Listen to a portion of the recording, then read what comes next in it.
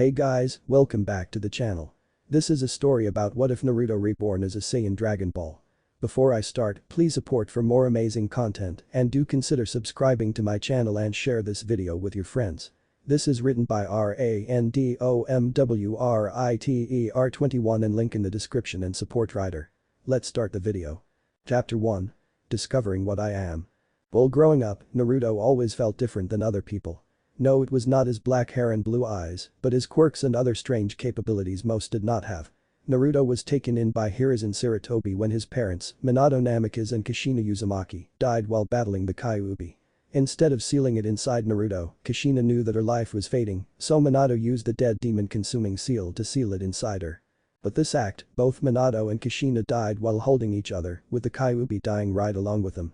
Since then, Hiruzen, or the Sandaime Hokage, took care and watched Naruto grow.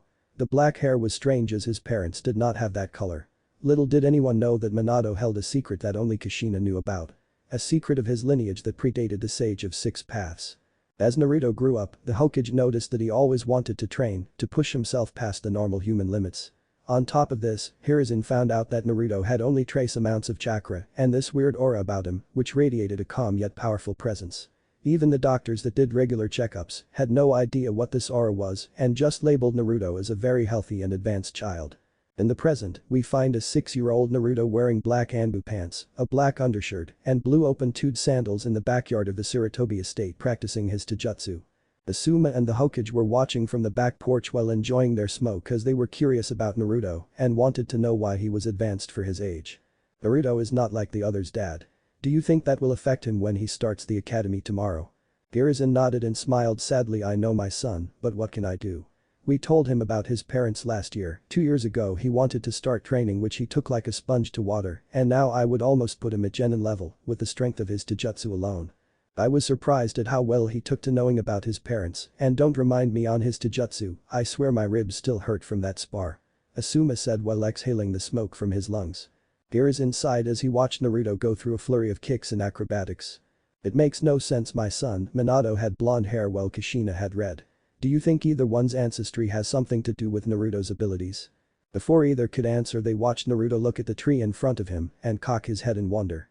Naruto looked at the fist he made, then back at the tree. With a yell of determination he punched the rough bark and watched as the tree shook with the force of the punch. The tree had an indent where the punch connected. Weird, that didn't hurt at all. Naruto pondered then looked at a small boulder nearby and attempted the same thing which made it crack. Again, no pain, what am I? On the back porch Asuma and Hiruzen were wide-eyed in shock but soon broke out of it and rushed up to Naruto to make sure he was alright. Naruto? Are you okay? What were you thinking? Hiruzen scolded which made Naruto nervously chuckle. I'm fine Gramps, see no broke skin or nothing. I never felt any pain.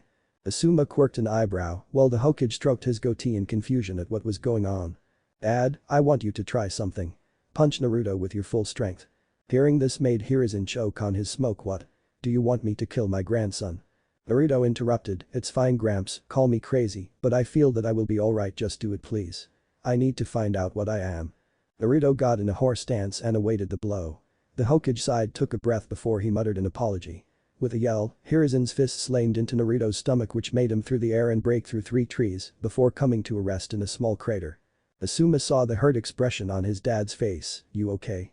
Yeah, but it felt like I hit a brick wall. Hiruzen sighed, I just hope our surrogate grandson is okay. Naruto looked up at the sky from the crater he was in and groaned a little, then checked for injuries. To his surprise, nothing was found except minor scratches. This is what the 2 Sarutobi came to see. Gramps, what am I? Will I fit in with the other students? I'm scared. Naruto started to sob. Hiruzen grabbed Naruto and pulled him into a hug. Even I don't know the answer to that, but I think there is a place that will. Let's go to your father's estate to see what we can find. Namikaze estates 20 minutes later. After Naruto unsealed the gates and entered the quaint home, Hiruzen led Naruto to Minato's study, which was locked by an impressive seal array. Of course, the Hokage knew that only the blood of a Namikaze would be able to unlock the door. Bite your finger and put the blood on the seal near the door handle, it should open for you, but I will be waiting outside as it is not my place to know your father's secrets. Naruto nodded and bit his right thumb drawing blood and applied it to the seal. It glowed brightly, then the door opened with a click. Naruto sighed and walked inside with the door closing and locking behind him. In front of Naruto was a large desk filled with notes on potential seals, to the right of the desk was a bookshelf filled with scrolls. Each were labeled with what they contained. To the left of the desk was a safe, being a 6-year-old kid Naruto wanted to know what was inside. He walked up to it and searched in vain to see how it operated, but soon, Naruto found a similar seal array. The same used on the door. Naruto opened it. Inside were 2 scrolls, what looked like a training outfit, and a letter. Curious, Naruto picked up the letter and started to read. "Hello Naruto, my son. I hope you have had a wonderful childhood so far, but you are probably wondering about some weird abilities of yours. In this safe you will find 2 scrolls to help harness your abilities and improve them, but you must do this away from prying eyes, as our lineage predates that of the Sage of 6 Paths. In the basement, a special room is set up for this purpose. If you wish to know more about your abilities, head there now. I will be waiting there my son. Minato Namikaze." Naruto smiled and wiped a few tears away, then looks at the training outfit and decided to put it on. It consisted of orange pants, a blue undershirt, and an orange guy. With this were dark blue wristbands, along with dark blue boots that were outfitted with yellow-beige laces. To finish the outfit off, a blue obi was tied around the waist. Naruto instantly noticed that he felt weighted down and smiled, knowing that if he trained in this he would become stronger. Grabbing the scrolls, he locked the safe and came out of the study. The change of clothing caught Hirizen's eye. "You look different, Naruto. Did you find anything to help discover what you are?" Naruto smiled, "I think, but I need to go to the training room in the basement as my father said in his letter." The Hokage ruffled Naruto's spiky hair and chuckled, "Well, what's keeping you go my grandson, discover what you were meant to be." "Hi." Naruto ran off while Hiruzen decided to take a seat in the living room to wait for Naruto's return. Basement. Once Naruto entered the basement, seals on the wall suddenly lit up and sealed off the room.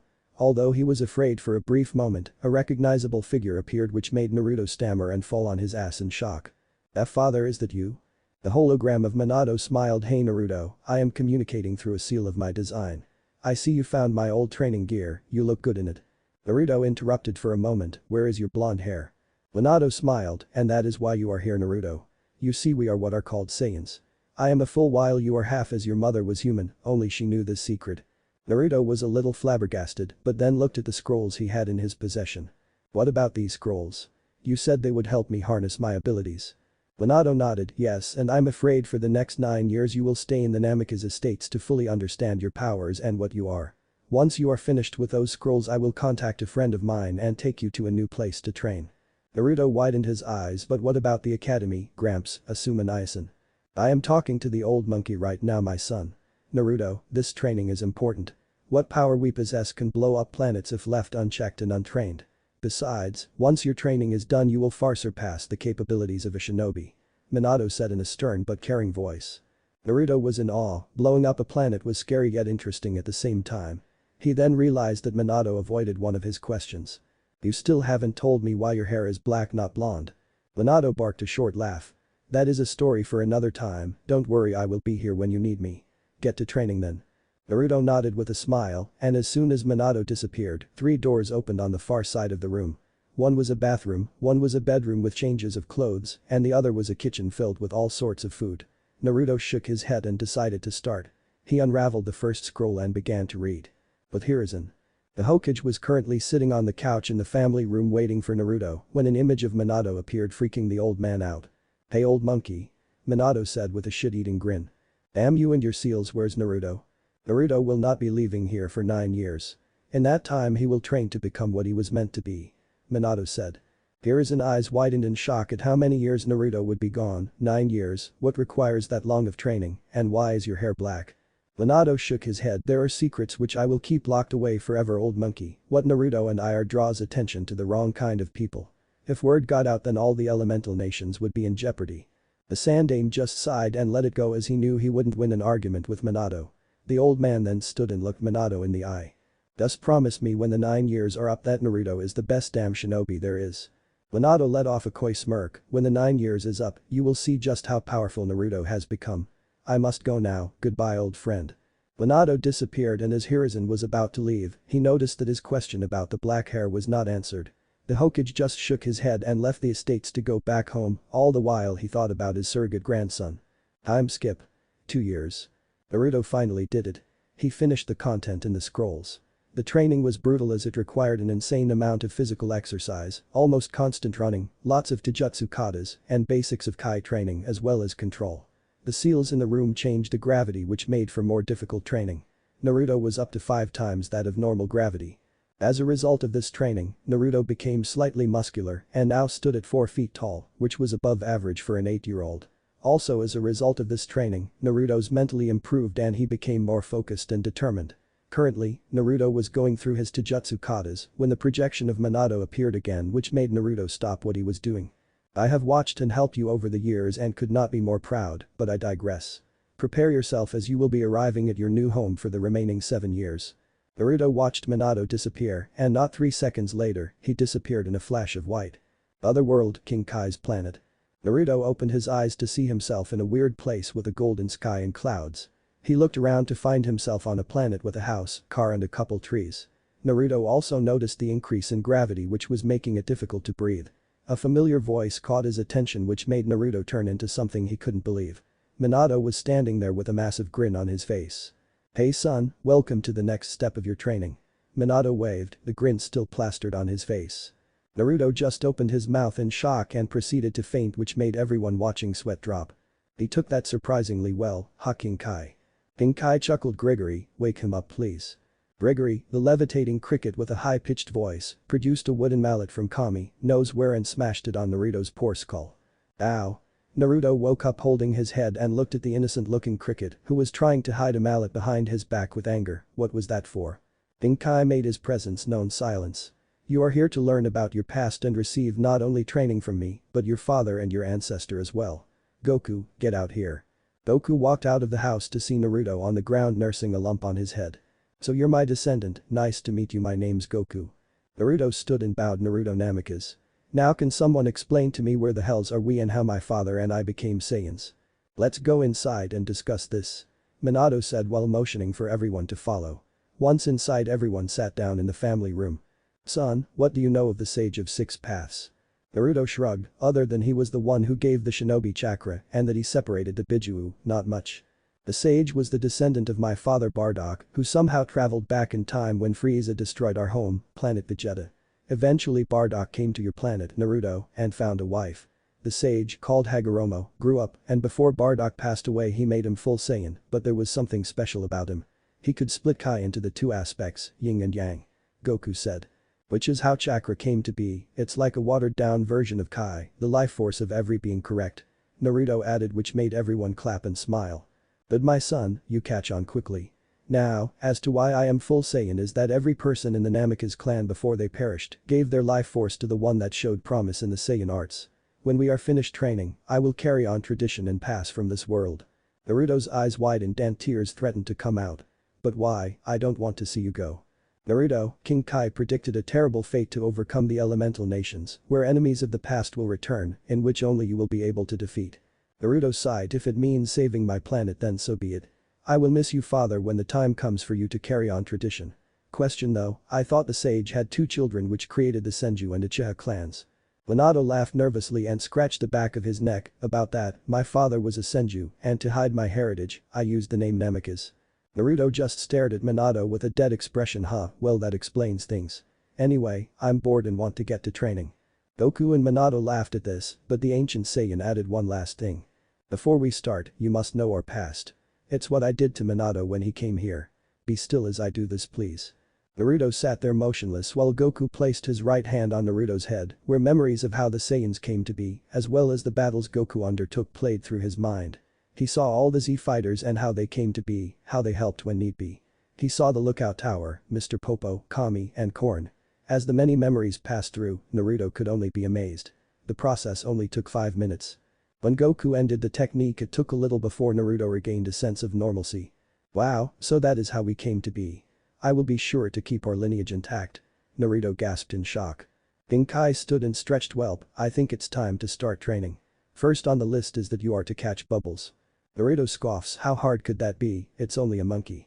Minato, Goku, and King Kai held in laughter while Bubbles did a dance and screeched a couple times before he ran off with Naruto lagging behind.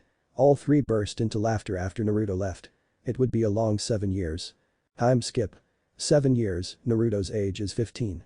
In the 7 years, Naruto has learned much.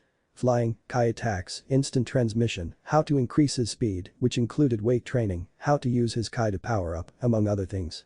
It was also during these years that Naruto finally got the answer about why Minato's hair was golden. Flashback. 2 years ago. Minato, Goku, and Naruto were taking a break from training by lying underneath one of the many apple trees that dotted the planet. It was here that Naruto brought up that same question he asked years before. Dad, you never did answer that question about your black hair. Minato chuckled. You are correct, I haven't, as I waited until you were ready. First, let Goku and I show you what to work towards. Goku and Minato stood and walked a small distance away, then closed their eyes. A small grunt of exertion and concentration later, a golden aura burst around them, which made their hair and eyebrows turn gold and their pupils green. Naruto started to sweat and breathed heavy as he felt the immense amount of Kai produced. He was recently taught how to gauge people's signatures and power level. What the Naruto stammered out, which made Goku and Minato smile. This is what is known as a Super Saiyan, and the reason for my blonde hair. As to how nobody noticed my Kai presence is I have learned to hide it, which is what we will be teaching you over the years. Minato explained, with Goku continuing. Naruto, you must know that this power is only available when you need it. You cannot achieve this form by wanting it. When you do obtain this level, your strength, speed, and power doubles. This, however, is not the limit to our powers. Minato powered down and sat back beside Naruto, while Goku powered up again to where his hair got spikier and lightning was added to the golden aura. Goku's voice slightly deepened as a result. This is Super Saiyan 2, the level above Super Saiyan. Achieving this form is difficult but can be achieved with the right mindset and training. And this is to go even further beyond. Goku got in the horse stance and screamed out. While his power skyrocketed, father and son covered their eyes as to not get dust in it. After a minute, Naruto gasped to see Goku changed again with back-length spiky gold hair, no eyebrows, and the same golden aura as SSJ2. This is Super Saiyan 3, again with training and the right mindset this can be achieved, but I warn you that this form will take a lot out of you. Goku breathed out and returned back to normal, then finished his explanation. We Saiyans can go all the way to Super Saiyan 4, but that is with intense training, and also if we still have our tail. Fun fact. For every near-death experience we have, our power jumps and we become more resilient. Naruto blinked and was silent for a couple minutes before he spoke up with enthusiasm. This is amazing, I never knew we could be so powerful. Do you think I can achieve Super Saiyan? Minato ruffled Naruto's hair. In time, my son, like Goku said. You will feel a need for it, and when that comes, the gold will be yours. Flashback end. Naruto now stood 5'9" and had an impressive muscular build. He wore the same outfit that Gohan did in the Cell games. His face was set in a determined glare that would scare anyone that had never saw Naruto before. Currently, Goku and Minato were having an all-out spar before Naruto returned home. Kamehameha. Naruto blasted out a mass of blue energy toward Goku, who stopped it with his bare hands, then punched it back towards the caster, who retaliated with a quick Kai blast, making it explode. Dust covered the area. Minato used this distraction to hit Naruto in the face, launching him across the battlefield, but he wasn't done. Minato vanished, then kicked Naruto in the back, making him fly into the air, then vanished again, clasped his hands together and brought them down on Naruto's stomach. He plummeted to the ground. Naruto righted himself in mid-air and crashed into the ground, kneeling in the process, which made a massive crater underneath him. Ow, I have to watch my guard at all times now. Where are they? Naruto closed his eyes and searched for their life energy. Once found, he vanished. In the air, Goku and Minato were impressed. This is a good spar, Minato, he has gotten strong real quick. I have to agree that my son has grown powerful. Minato responded, but soon felt a tap on his shoulder. He turned to find Naruto hovering with a huge grin plastered on his face. Excuse me. Naruto punched his father in the face, which made him fly back a little, but just as Minato was to attack, Naruto vanished. He soon found himself grabbed at the feet, then spun around and launched in the direction of Goku. He managed to catch Minato, then soon had to dodge a purple and orange corkscrew-like beam. The spar has lasted for 3 hours so far, neither of the three were winded in the slightest, but Goku called the match anyways. As they floated to the ground, they noticed that all of their clothes were in tatters. King Kai healed them and fixed their clothes with his magic, then began to cry over the damage done to his planet. Well, I guess it's that time then, huh dad? Naruto sadly stated, earning a hug from his father. Yes it is, but I will always be with you in your heart. Naruto smiled, but Minato was not done. Before I part from the outer world, King Kai, did you set up the arrangements? Yeah, hold you horses. King Kai said as he concentrated. A puff of smoke appeared beside Minato. As the smoke cleared, Naruto instantly recognized the red hair and tomboyish look. He ran up and engulfed her in a hug. Mom. Kushina smiled with tears in her eyes and returned it. Oh, look how much my baby grew up, someone's going to be a lady killer when they return. Naruto blushed and stammered, Mom, stop it, you're embarrassing me. Kushina giggled. That is what moms are supposed to do, silly. Naruto frowned with tears coming out of his eyes. Do both of you really have to go? I just met you. Though I am thankful for helping me find out what I am and training me to pass on your legacy, Dad. Both engulfed Naruto in a hug with Minato responding back, I know your pain, son, but remember that you will meet us someday. When I am done, remember the threat to the elemental nations and use that to further your training. Naruto nodded as Kushina kissed him on the forehead. Afterwards, Minato placed his right hand on Naruto's head. The Yondaime then transferred the last of his life energy, which made Naruto a full Saiyan.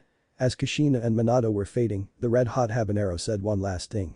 If you find Jiraiya, kick him in the nuts for us. He peeped on us when we were in the hot springs. Naruto laughed and wiped the tears from his eyes. Will do, Mom and Dad, thank you again for everything you have done. You're welcome, son, goodbye. After they disappeared fully, Naruto sighed but smiles when Goku patted him on the back reassuringly. Naruto, you have to remember that the Dragon Balls don't exist anymore, so you cannot bring someone back to life like I was able to. All I'm saying is be cautious and plan your attacks carefully. Naruto smirked and rubbed his pointer finger under his nose, a trait he picked up from Goku. I know, Goku, but what King Kai said last year has me worried. If the worst happens, how can I stop them just by myself? Goku grinned and slapped Naruto on the back. When the worst does happen, you will know what to do, just trust me on this one. Naruto shrugged and puts his right middle and pointer finger on his forehead, then concentrated on the Namikaze estates.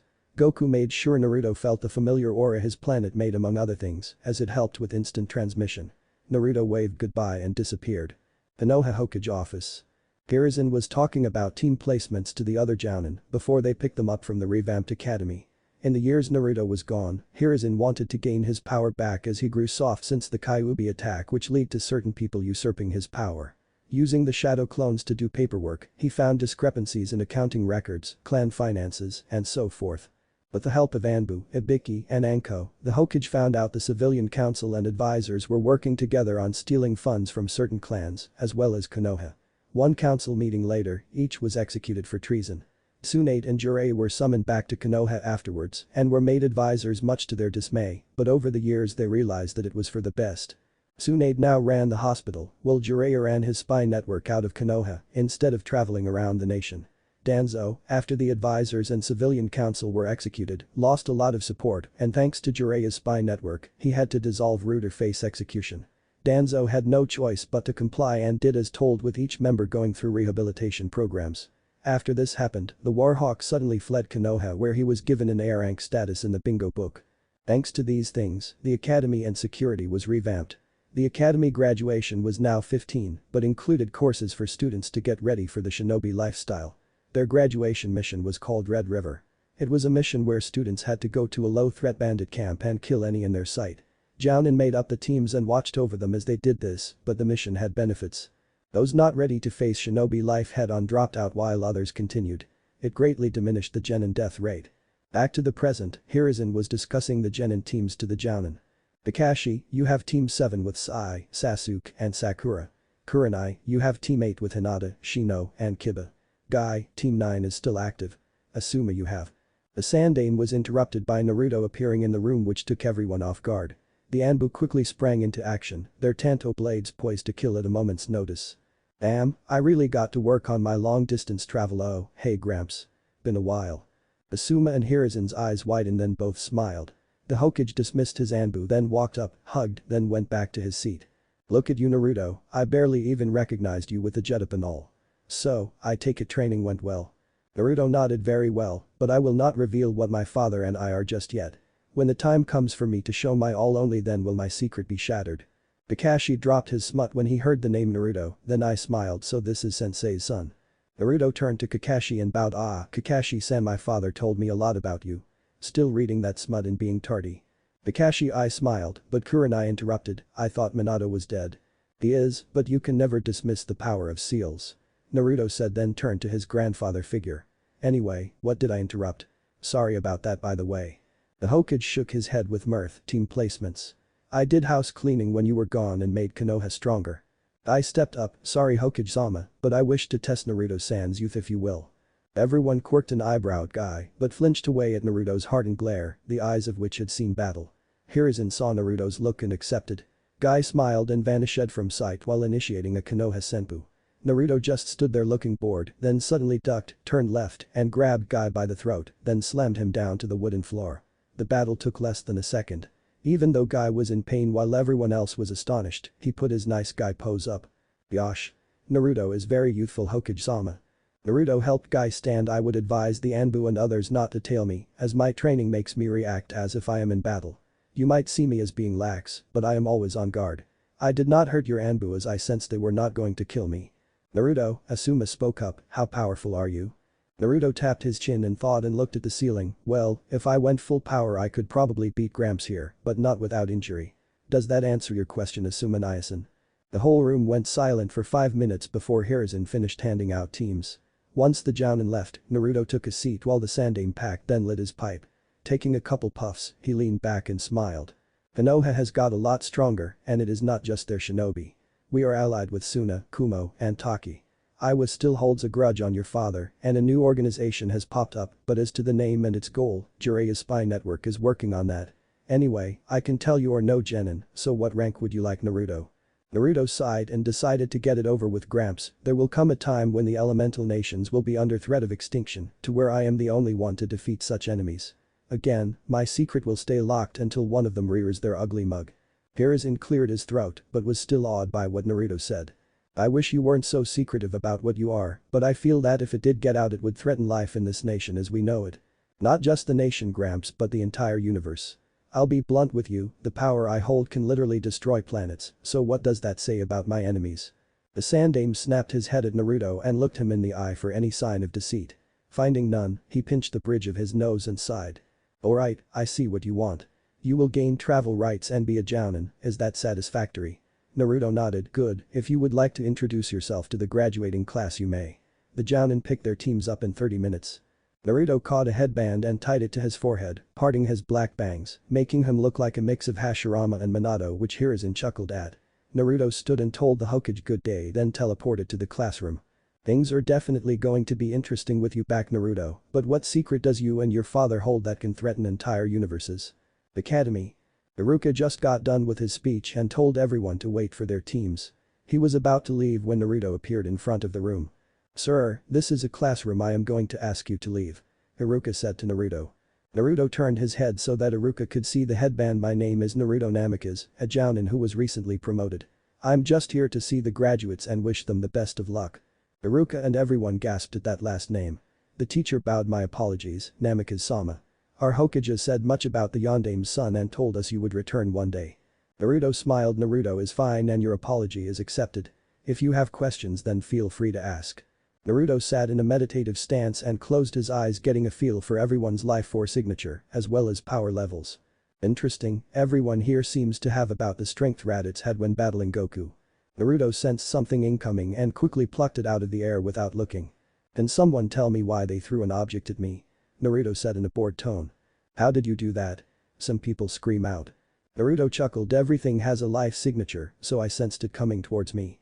Naruto took the object and flicked it where it sailed through the air, where it penetrated the back wall. Only the end of the object, which was a pencil, was visible.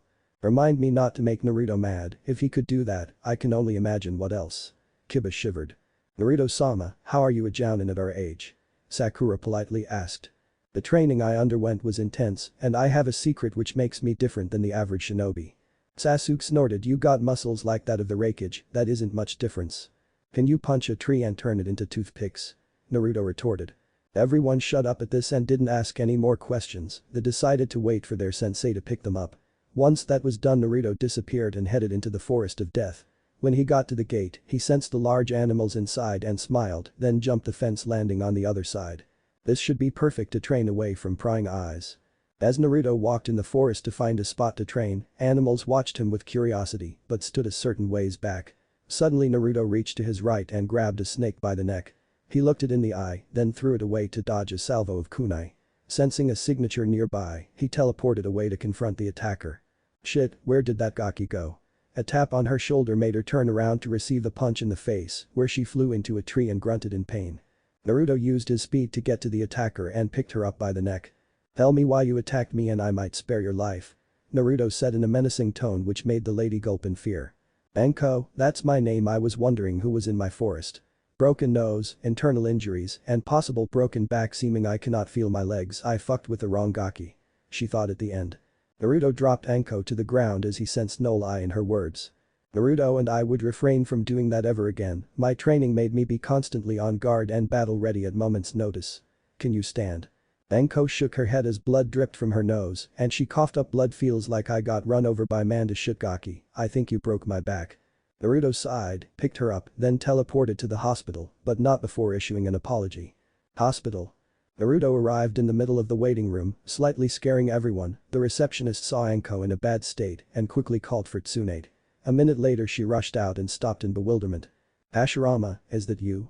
Naruto shook his head in mirth, I do look a little like him but no. Naruto Namek is at your service. Swan smiled and motioned for him to follow so they could get a room. Once there Naruto set Anko on the bed while Swan did a diagnostic jutsu. Well Anko, I think you messed with the wrong kid. Ruptured spleen, temporary paralysis due to blunt force trauma, a broken nose with minor skull fractures, and a partridge in a pear tree. Anko let out a quick laugh. Just heal me up. Hey Naruto, you can't be human to move that fast. Sorry, that is a secret I cannot reveal at this time. Naruto said quickly hoping she wouldn't press further. Anko pouted and stuck out her tongue. Spoil sport.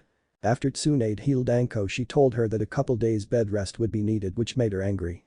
Naruto apologized again which Anko waved off and said it was her fault. Tsunade wanted to chat with Naruto but he said he needed to get his training done. When he arrived back at the Forest of Death, he decided to check the place out. After a couple hours he stopped at the river and noticed a shiny object on the bottom. Naruto swam to the bottom and grabbed the object. When he got back on shore and cleaned the silt off, he gasped at what it was. The one-star ball. Naruto groaned knowing this was not good and quickly teleported to the other world to let Goku know. Otherworld King Kai's planet. Naruto arrived and quickly ran inside to find Goku lounging on the couch. Of course he recognized Naruto's signature. Hey Naruto, back so soon. Forgot something? No Goku, in fact I found something that should not belong on my planet. Naruto said with worry. King Kai and Goku looked at the object Naruto had and gasped at the same time. Why is that on your planet? I merged with Shenron and the Dragon Balls to bring peace to Earth, meaning what you have should not exist. Any ideas King Kai? The blue man shook his head. None at all. Naruto started to play with the ball while he thought of possibilities. One eventually came up. It's a long shot, but do you think these Dragon Balls can manifest themselves in times of great peril? Goku shrugged. To be honest, we only saw how Kami made the Dragon Balls, but he really didn't explain much else on their workings. I suppose it could be possible. Naruto groaned and plopped himself down on the nearby love seat while looking at the ball, then remembered something. Namek. Naruto whispered. What about the Namekians? Goku said. They are the only planet with an extra set. I have to thank your memories for that one. Anyways, is it possible that one came to my planet years ago and hid their Dragon Balls? King Kai made a thinking sound. I don't see why not, the Namekians are a peaceful race and it's possible one of their leaders decided that with the Dragon Balls, greed could develop. Naruto interrupted. Greed turns into unrest as one can misuse the powers to bring destruction. Yes, that is the only option that makes sense. The question is why they are appearing now. Goku adds thought, then put a hand on Naruto's shoulder. Naruto, whatever you do, make sure these don't fall into the wrong hands. In fact, I have just the thing to help. Goku handed Naruto a Dragon Ball tracker. This will help you gather the other Dragon Balls where I want you to keep them under lock and key. Only use them if you feel the need to, okay? Naruto smiled. Hi Goku, I best get going. Thanks again. Once Naruto disappeared, King Kai shook his head and voiced his concern.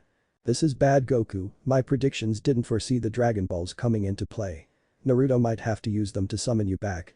Goku's eyes lit up like a Christmas tree. I hope our theory on the origins of the Dragon Balls on Naruto's planet are true, as that's the only way to summon me and the others back. Mountain Graveyard. Have you found them yet? A deep male voice echoed in the cave. Only two my master, may I ask why we are gathering these strange-looking orange balls? A raspy voice spoke out. Simple, to gain my youth back and other means. Soon the elemental nations will fall beneath my feet. The figure laughed maniacally as the second figure disappeared into the ground. Chapter 2. Shocking Revelations. Sasuke arrived home after his first team meet and was thankful to see all his Uchiha brethren walking about the compound. He remembered the meeting his family had with the Hokage the day Danzo fled. Sai and other root agents came forward with what the Warhawk was planning but never came to fruition. Danzo was planning an elaborate ruse to pin blame on the Uchiha clan for starting a coup, then would have Itachi massacre his clan, but not before retrieving Shisui's eyes. After the massacre, Danzo was to have agents go in and steal more Sharingan for his own personal use. Appalled would be an understatement at what the Uchiha clan felt, but it was because of this that most steered away from the curse of hatred and began to turn a new leaf.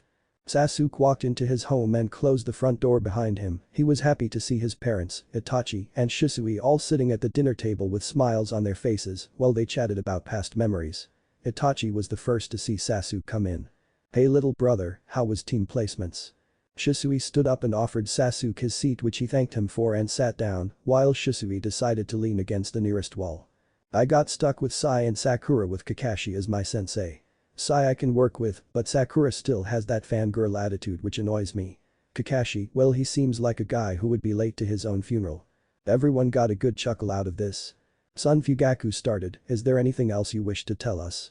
Sasuke thought a bit, then snapped his fingers. "Oh yeah, Namikaze-sama returned, but something feels off about him. It's not the fact he has black hair, but his aura is calming, not to mention he caught a pencil while meditating. Said something about everything having a life force." Shisui was now interested. Life force, could this be what I've been sensing from people? Makoto broke Shisui's thoughts. "Oh, I'm sure it's just his chakra, there's nothing to be worried about." Sasuke shook his head. "I put my Sharingan under a Jinjutsu and scanned for any chakra, I found none." Shisui was now on the receiving end of some mysterious looks which made him confused, but then he remembered his moniker. Shisui of the body flicker. For a reason unknown, Shisui's Shunshin technique didn't use chakra and was also quicker than other shinobis. "I think I need to pay a visit to Namikaze-sama, maybe he can explain these symptoms I've been having." He mumbled out loud, then cursed at doing so. Itachi looked at his friend with his normal aloof stare. "Shisui, what aren't you telling us?" Said man sighed and rubbed his temples. "You know of the Sage of Six Paths, right?" Q nods from everyone. "Well, rumor was he could take Kai and split it into yin and yang, thus giving us chakra, but you know what clans his sons founded, correct?" "Senju and Uchiha, but wait, would that make Naruto part Senju?" Sasuke asked, with everyone else wondering the same. Fugaku waved his hands in the air, then slammed them on the table. "Now wait just a commie damned moment here, you're saying that anyone from the Uchiha and Senju clans has the chance to use this Kai?" He paused, then realized he didn't know what Kai was. "What the hell's Kai?" Surprisingly, Makoto spoke up. "Kai is the life force of all living creatures, yes, even the forest which surrounds this village. I think Shisui is trying to tell us that he can either use this or can sense it. I could always tell how strong someone was, and for every beating I took, I seemed to get stronger afterwards. Damn, I just wish I knew what I was," Shisui said while punching the wall, which left a crack. Itachi stood and comforted his friend. "Go find Namikaze-sama and speak with him, I'm sure he will help my friend." Shisui simply nodded and left the home to head to the Namikaze estates. Little did he know that this was the start of his epic journey. Namikaze estates. Naruto just got done placing the one-star ball in the safe where he found the note years before. He then walked into his kitchen to fix a quick snack before heading for training. As he was doing so, he felt a familiar aura. It seems my hunch was correct, any Senju or Uchiha could become part Saiyan. Naruto fixed his instant raiment and waited for the eventual knock on his door. 5 minutes later it came. Naruto stood and headed for his front door, then opened it to find Shisui Uchiha. "I'm guessing you're here about feeling different than the others, am I right?" Naruto said. "How did you?" Shisui started, then was ushered in where both he and Naruto sat in the living room. "I sensed your aura coming here," Uchiha said as how, but onto the topic at hand. "Can you tell me what you're feeling?" Naruto leaned into his chair and slowly ate his ramen. "My Shunshin takes no chakra, I can feel a strange aura about people, and I seemingly get stronger after serious injury. What am I?" Shisui looked at his hands and clenched them in confusion. "I said the same thing when I discovered that I was different from the others, but I am happy to see I'm not alone." "Welcome to the Saiyan Club, Shisui." Naruto smiled. "Saiyan, what is that?" Naruto didn't speak, he simply got up and placed his hand on Shisui's head and transferred the memories like Goku did to him before. After 5 minutes, the Uchiha gasped and groaned while clutching his head. "So that's a Saiyan, truly amazing." Shisui looked at Naruto with determination in his eyes. "Teach me, sensei, teach me how to carry on our legacy." Naruto smiled. "Gladly, but first we must fully unlock your potential, doing so will expel all the chakra from your system and replace it with Kai. Unlike me though, you are only half Saiyan, but that shouldn't matter in terms of strength. Come, meet me in the backyard." Backyard.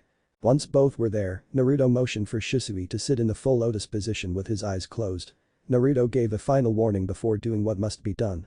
"I warn you now, Shisui, that the pain you will experience is nothing you've ever felt before.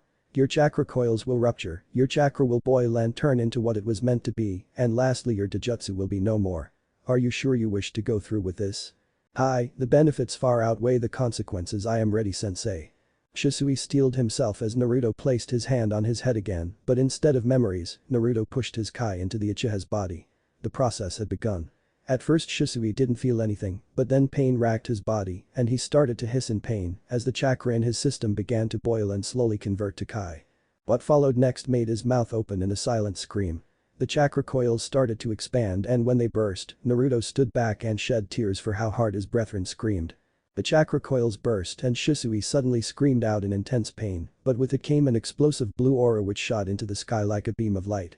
Konoha was graced with an immense pressure at first, but it turned into a calm aura once it started to die down. The process only took a couple minutes, but its effects could be felt for miles. Shisui panted heavily and smiled before succumbing to the darkness which invaded his mind. He collapsed to the ground unconscious. And so your journey begins, fellow Saiyan. I will teach you all there is to know. Naruto said, then picked up Shisui and took him to a spare bedroom so that he could rest. After that was done, it was off to notify the Hokage that the aura was of his doing. Somewhere in grass country. Two figures sat at a table facing each other. On the table was an orange ball with 3 stars on it. One had bandages covering one side of his face, while the other had pasty white skin with sickly yellow eyes. Kabuto has informed me that Naruto has returned. Do you wish to still partake in the invasion? Ku, without your army I dare say you've become weak, Danzo. Danzo growled, cease your incessant pestering, Orochimaru. My army may be gone, but I am far more powerful than you can imagine. I may not have gotten my prized Sharingan, but with Hashirama's cells, I have found something most intriguing. The Warhawk lifted up his free arm, the one that wasn't bandaged, and produced a small ball of yellow Kai. Orochimaru started to laugh while Danzo smirked. It seems there was more to the Senju and Uchiha than we thought, Orochimaru, but enough about me, has Iwa agreed to help us? Ku, oh they are just getting started, my old friend. Inoki might not agree with us just yet, but there was something you were always good at. What was that word? Ah yes, blackmail. Orochimaru said and took his unnaturally long tongue to lick his right earlobe. Soon Konoha will be ours, and the prize you were denied will become yours. Danzo smiled and stood, then tapped his cane on the stone floor of the hideout they were in. See to it that it gets done, Snake, and may I ask what this ball is for? Quite an unusual artifact, a bargaining chip perhaps. Ku, you know me too well. It seems Iwa has one of their own, and let's just say that you have no idea at how much power is in these simple orange balls. Although irked at not being told everything, Danzo let it slide and parted with a nod of acknowledgement. His cane clacked on the stone floor with every step he made. 2 days later, Konoha Hospital. When Naruto got to the Hokage Tower, he was assaulted with questions by the Sandaime, which Naruto answered to the best of his ability without giving away his secret. Out of all the questions asked, Hiruzen only got one answer. Another like me has emerged. The presence you felt was his powers awakening. I will personally train him, and when we show the nations what we are, may the gods tremble in our might. Hiruzen didn't like the sound of that answer. In fact, it sounded like whatever threat was coming would change the landscape of the elemental nations forever. The Hokage didn't know how true that simple thought would become. After the Hokage office, Naruto paid a visit to Fugaku and told him that Shisui will now be in his care until his training is done. Like the Sandaime, the clan head demanded answers, but all Naruto gave was a stern, cold look and an answer which scared him and the family who was in the room listening. Have you ever pondered a threat so great that it could tear worlds asunder, whole universe perhaps? That threat is real, I assure you, and there's a reason why my legacy has been kept under wraps for so long.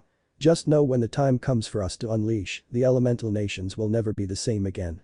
Naruto left the home quickly and spent the rest of the day training in order to put his thoughts elsewhere other than what was to come. The family was silent for most of the day afterwards as they couldn't get the image of their world suddenly disappearing out of their heads. In the present, Naruto paid a visit to Anko as Shisui hadn't woken up yet from his ordeal, but Naruto knew that the process was almost done. Ah, Namikaze-sama, here to see Anko I take it. The receptionist said. Naruto is fine, no need for honorifics, and that would be lovely. Naruto smiled and followed the receptionist to the room. Once the receptionist left, Naruto walked inside to see Anko juggling some kunai. How she got them, Naruto had no clue. As Naruto saw this, he quickly snatched the 4 kunai out of the air as they were thrown his way. Now is that any way to treat the guy who took your sorry ass to the hospital? Naruto said with a coy smirk. Anko stuck her tongue out at Naruto, bite me Gaki, not my fault you had liked Tsunade. Au contraire, aren't shinobi supposed to not underestimate their opponents and look underneath the underneath? Naruto quipped, which made Anko let out a small giggle. Touché. So what brings you here, Gaki, checking up on my good looks? Anko pushed her breasts together which showed her impressive bust. Naruto just looked on, not fazed in the slightest, which made the snake lady pout. I do admit you're beautiful, but is it wrong for caring about your health? I could have killed you with one punch, be thankful I held back. Anko blushed then scoffed, PFFT, you can't be that strong, you're a fresh jounin. Naruto put his pointer finger up, a fresh jounin who kicked your ass in one hit mind you. But enough about that, if you care to know I could go toe to toe with the Hokage, but not without injury. Anko stared in awe for a brief moment and was about to continue, but Tsunade interrupted and smiled at the scene. Wow Naruto, I never took you to be the one to take advantage of a lady's pain. It's not like that. Anko and Naruto shouted at the same time, then looked at each other with an angry stare. Stop copying me. They both shouted, which earned a snicker from Tsunade. Alright, you love birds, I just need to look over Anko again and she will be free to leave.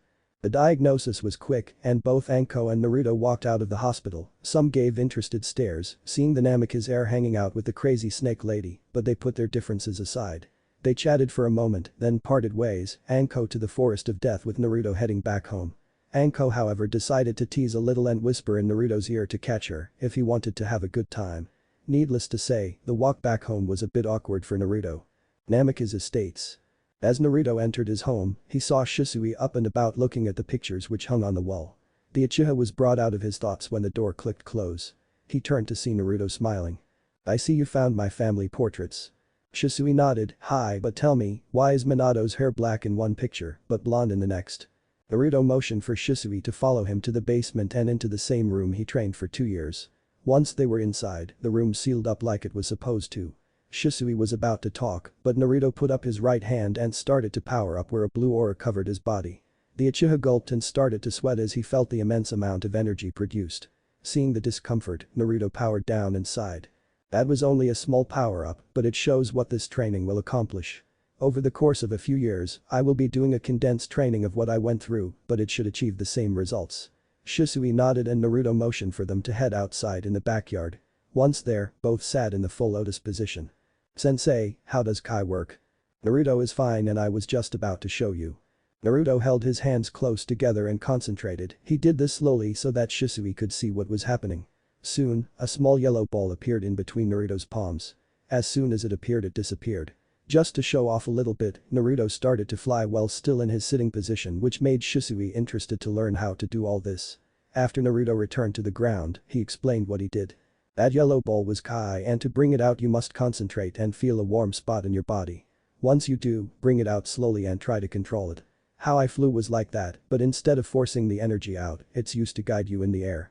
Shisui knew what Naruto wanted and tried to bring his Kai out. It would take almost an hour before he finally got it, but his excitement let it dissolve. Not deterred, he tried this over and over again under Naruto's supervision, and a couple hours later he could finally hold it steady without second thought.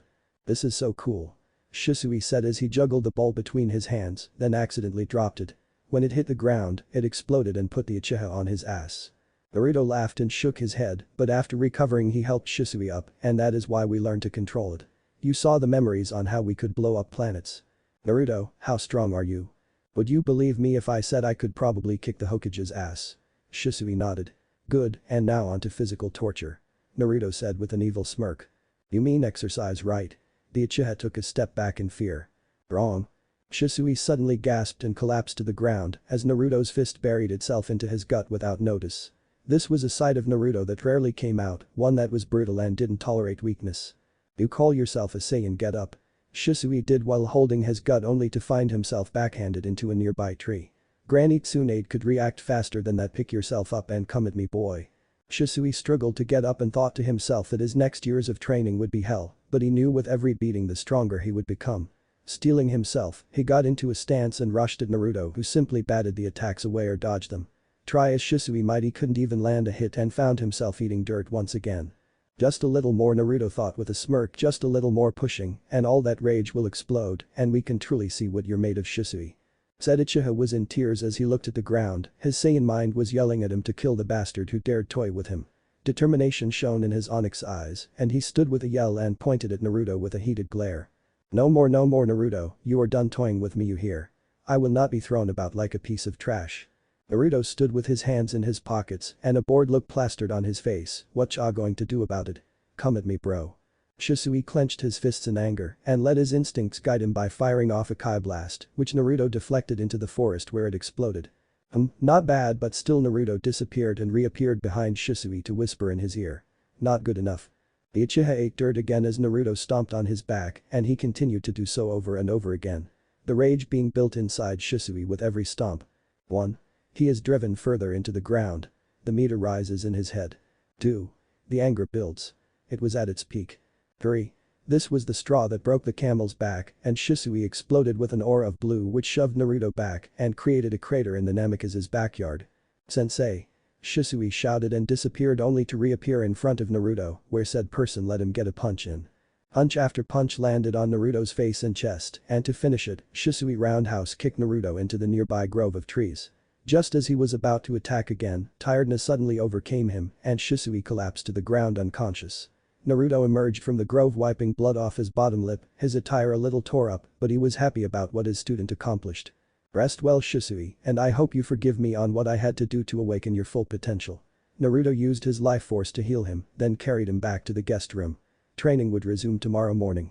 Following day. Shisui suddenly gasped and sat upright in his bed, he grasped his head in pain, then remembered the beating he took yesterday. He was confused as to why he passed out though, was it overuse of his energy or something more? A knock on his door was heard and he told Naruto to come in. Ah, good, I thought you were awake. I apologize for yesterday, but I had to unlock your full potential, though you passed out after exhausting your reserves. Shisui caught 2 scrolls. It was the ones Naruto found in the safe. Head to the basement and train your body, you will find weighted clothes and much more there. I will be going around to see how each of the teams are today and when I return, I expect a good spar. Shisui smiled and nodded, hi sensei and no need to apologize, I know what you did was necessary. Thank you. Anytime, now I will be off, good luck my student. Naruto disappeared using instant transmission at the same time Shisui opened one of the scrolls, he paled at the training exercise. Step 1. Put on weighted clothes that total 25 kilograms. Step 2. Set gravity seals to 2x normal gravity, see diagram below. Step 3. Follow the physical training regime below. 500 push-ups. 500 handstand push-ups. 500 pull-ups. 500 inverted crunches. 500 sit-ups. Step 4. Follow the taijutsu katas below. Step 5. Repeat steps 3 and 4 until exhausted, take a break and start again. Step 6. If these exercises become too easy, double them and the weights as well as the gravity in the room. Geez, no wonder Naruto's so strong, well I better get to it then. Shisui sighed then he saw his orange training guy on the nightstand. He got out of bed, put it on, then headed for training. Hokage Tower. Naruto arrived at the Sandame's office right in the middle of a meeting with all the teams that graduated. This of course scared everyone as they weren't expecting anyone else.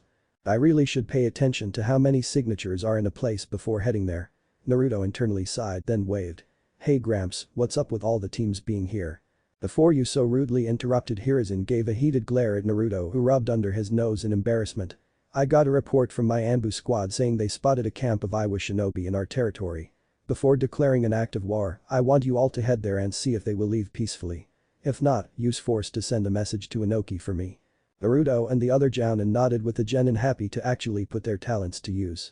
Thanks to the updated academy there was no need for tier ranks. Naruto however found the situation fishy as it required all the teams. Gramps, why all the graduates? 2 teams I could see but 4. Is that really necessary? The Hokage nodded, one word Naruto, Jinchuriki. We have no clue if one will be there and if that's the case you will be the one to face it alone. Dad, I protest yes Naruto had training, but to take a Jinchuriki alone, are you senile? Asuma scolded his father which earned a harsh response. Don't take that tone with me son. I have been through 3 shinobi wars and my experience pales in comparison to yours. If you think you can survive what I did then sit here and play politics with some pompous ass of it Tsuchikage, then by all means take it. Everyone was wide-eyed, never had they seen this side of their Hokage, they all saw him as a peaceful man. They were now seeing what gave him his moniker besides the wars he lived through. Asuma sighed, sorry Dad, I just worry for our surrogate grandson is all. And just like that, the nice Hokage was back with a smile, my apologies son, but you are correct to fear for Naruto's safety, however, I have confidence in him and maybe he will take this hat of mine someday. Naruto decided to drop a bombshell, sorry Gramps, but I can't be the Hokage. I have a much higher calling. We can discuss semantics later. Hiruzen nodded and leaned back in his chair, you know your mission, pack up and meet up at the gate in an hour. Everyone gave a bow then left through the door. Naruto however used instant transmission which made the Hokage jealous. I wonder if Naruto will teach me that. No more walking to villages and it would take strain off these old bones. Hour later Konoha Gates. Team 7 through 10 were all present and accounted for including their sensei, they all knew the seriousness of this mission and one wrong move could mean war. Naruto had yet to appear and they began to wonder where he was at. They got their answer when he arrived with his attire in tatters where you can see his muscular body. Yosh. Did you have a youthful spar with someone Naruto? Guy shouted out which made everyone cover their ears. Oh yeah, my student is learning the ropes pretty well. Naruto looked at Sasuke. You would be proud of Shisui, just wait until you see him again. You probably won't recognize him. Naruto-san, not that I enjoy looking at your toned chest, but can you change at least? Ino said with a blush, the same ones all the women had. Naruto shrugged, if you insist. Naruto used a clothes beam on himself to change. The light blinded everyone for a second, but when it died down it showed Naruto good as new. He laughed at their astonished looks. Don't even go there, let's just get this mission over with. Kakashi looked at Naruto with an eye smile, well you heard him cute genin, let's go. The camp was halfway between the border and Konoha and it only took a couple hours to get there, when they did they were surprised by the size of it. Currently, all were hiding up in the trees overlooking the camp. In the center was a massive white tent and around that was 40 other tents, a couple of them were filled with weaponry and supplies. Everyone wondered how this camp went unnoticed for so long. Naruto reached out and sensed how many was in the camp, then cursed at the massive signature in the tent. That target was his. Down in Sans, Genin Sans, I count at least 200 shinobi with a massive signature in the center tent. Possible Jinchuriki but unconfirmed. Naruto said with a whisper as to not alert the camp they were overlooking. I can set a mass Jinjutsu with the help of Sasuke Sharingan, well you take the big target out Naruto. Kurenai suggested. Kakashi liked that idea and added his 2 cents, well that is done, keep the Jinjutsu up if it already hasn't been dispelled, so we can hit the camp from all sides no survivors. Naruto stiffened up and turned around, everyone saw this and did the same and cursed. It was the 4-tailed Jinchuriki, Rashi. Admirable plan, but do you honestly think you will be leaving here alive? A pity, but Inoki-sama shall be pleased to know that most of the future clan heads will die by the end of today. Asuma tried to be civil, Rashi, by the order of the Sandaime Hokage and your camp is to vacate the land of fire at once. Fail to adhere by this demand will count as an act of war, choose wisely. Rashi scoffed, leave you think I would leave after months of planning? You want my answer, well here you go. Lava release. Scorching stream rock technique. 4 boulders of lava launched towards them which were quickly handled by Naruto. Our position's been compromised. Raid the camp I got this go. Foolish boy, I didn't say they could leave. Rashi said and was about to rush at the 4 teams, but he found himself off his feet and flying through a couple trees. Naruto rubbed his hands as he punched the lava boulders into rubble before kicking Rashi across the forest. As the genin started to dispatch the camp, Naruto disappeared to where the Jinchuriki was at. He knew this fight would be good. Bandit camp. Each team took a quadrant of the camp, Team 7 was the north, Team 8 head east, Team 9 was south, and Team 10 was west. Once they were in position, they took out multiple smoke bombs and threw them into the camp where they went off. They infiltrated the camp ready to take out their quadrants. Team 7, thanks to the smoke, was directed to an armory tent thanks to Kakashi's summons. They planted an explosive note to some of the munitions, got a safe distance away, then blew it up for a bigger distraction. As the smoke was clearing, Sai made multiple ink tigers with his super beast imitation drawing and sent them on their way. Sasuke turned on his 3-tomoed Sharingan and took out a Tanto Itachi gave him, his skills were average at best with Kenjutsu, but he hoped it was enough. Sakura created chakra scalpels, while Kakashi stayed behind and let his genin do the work. He would intervene when necessary. Iwa Shinobi could be heard running toward the explosion, but that's when the massacre started. First, Sai's tigers mauled a couple shinobi which made them use various earth jutsu to dispel them. Thanks to this distraction, Sakura and Sasuke went in and started to kill any Iwa shinobi in their sight, while Sai provided support with his creations. The screams of the dying began. With Team 8, their tactic was a little different. As the smoke was in the air, Shino sent part of Hive to discreetly attach to the shinobi and slowly drain them of their chakra. Next was Kurenai with a good-sized Jinjutsu to cover up her genin's movements. Kiba and Akamaru prepared to use Fang passing Fang, while Hinata did hand signs for her most powerful jutsu, water release. Great waterfall technique. When Hinata managed her technique, the Iwa shinobi produced an earth wall in hopes of blocking it. They got the desired result, but due to the size of the wave, some shinobi were swept away and killed by the blunt force trauma, while the others sighed in relief that the wall held. They spoke too soon as Kiba acted and destroyed the weakened wall with his Fang passing Fang, which sent debris everywhere, some crushed various shinobi. The smoke in Genjutsu was now gone. Kurenai and her students palmed kunai while Hinata used her jukin. The slaughtering began. But Team 9, Tenten took advantage of the smoke and let hell rain down upon the shinobi by using manipulated tools. Heavenly chain disaster. She threw her weapon scrolls into the air, then unsealed them, which made multitudes of various weaponry rains down on the Iwa shinobi. Screams of the dying were heard, but this was the sign for Guy, Lee, and Niji to rush in using their taijutsu. All three jumped into the center of a mob of shinobi and stood back to back. They took in their opposition and struck. Niji with the Jukin and Guy and Lee with the Gokin. Needless to say that the three-man team was highly effective, and if an earth jutsu would head their way, one of them would throw them towards the caster who didn't know what hit them. The jutsu would collapse before striking any member of Team 9. It was a taijutsu and kenjutsu party, and like the other teams, the deed was done. Lastly was Team 10. When the smoke was still active, Ino switched her mind with a nearby Iwa shinobi and used it to lead the others into a false sense of security. After that was done, Ino told Shikamaru where the enemies were. He and Choji nodded as they knew what to do. It was still in the prototype stage, but it was worth a shot. Choji used his multi-size technique to increase his size. Shikamaru then attached both their shadows, and with Ino's help, the Iwa shinobi were taken completely off guard. They called it the human bullet yo-yo. Choji was used like a destructive yo-yo and crushed any and all shinobi in his path. After a few tries at this they stopped and all went in with kunai.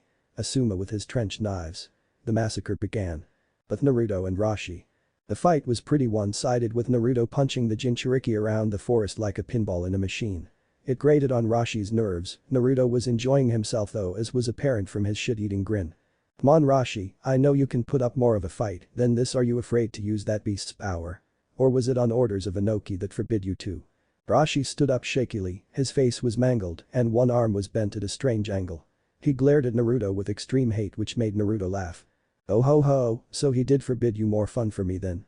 Rashi had enough. "Fuck Inoki's orders, you die today. Use as much as you want, go full form for all I care, smash this human in front of you." The four tails said inside of Rashi's mind, which made him nod. "Full transformation, let's show this human what fear feels like." Naruto had his arms crossed in a bored manner when Rashi started laughing, but that bored manner vanished when an explosion of chakra washed over the area. Son Goku was standing there in full form. Naruto smiled and got in a fighting stance, his face more serious than before. "Hell yeah, now that's what I'm talking about. Come on you overgrown ape, let's tango." Son Goku roared and attempted to punch Naruto, but to the surprise of the Bijuu, he kept on dodging. After a while, Naruto stood on the nose of the monkey and looked into its eyes with a cheeky grin. "You know, I find it ironic that I'm fighting something that I could turn into if I had a tail. Pathetic human, stand still so I can squash you." Naruto didn't respond, he simply put his hands near his face and screamed out his attack, which made the beast roar in agony. He used the solar flare. Naruto jumped from the nose of Son Goku and landed near one of its massive paws.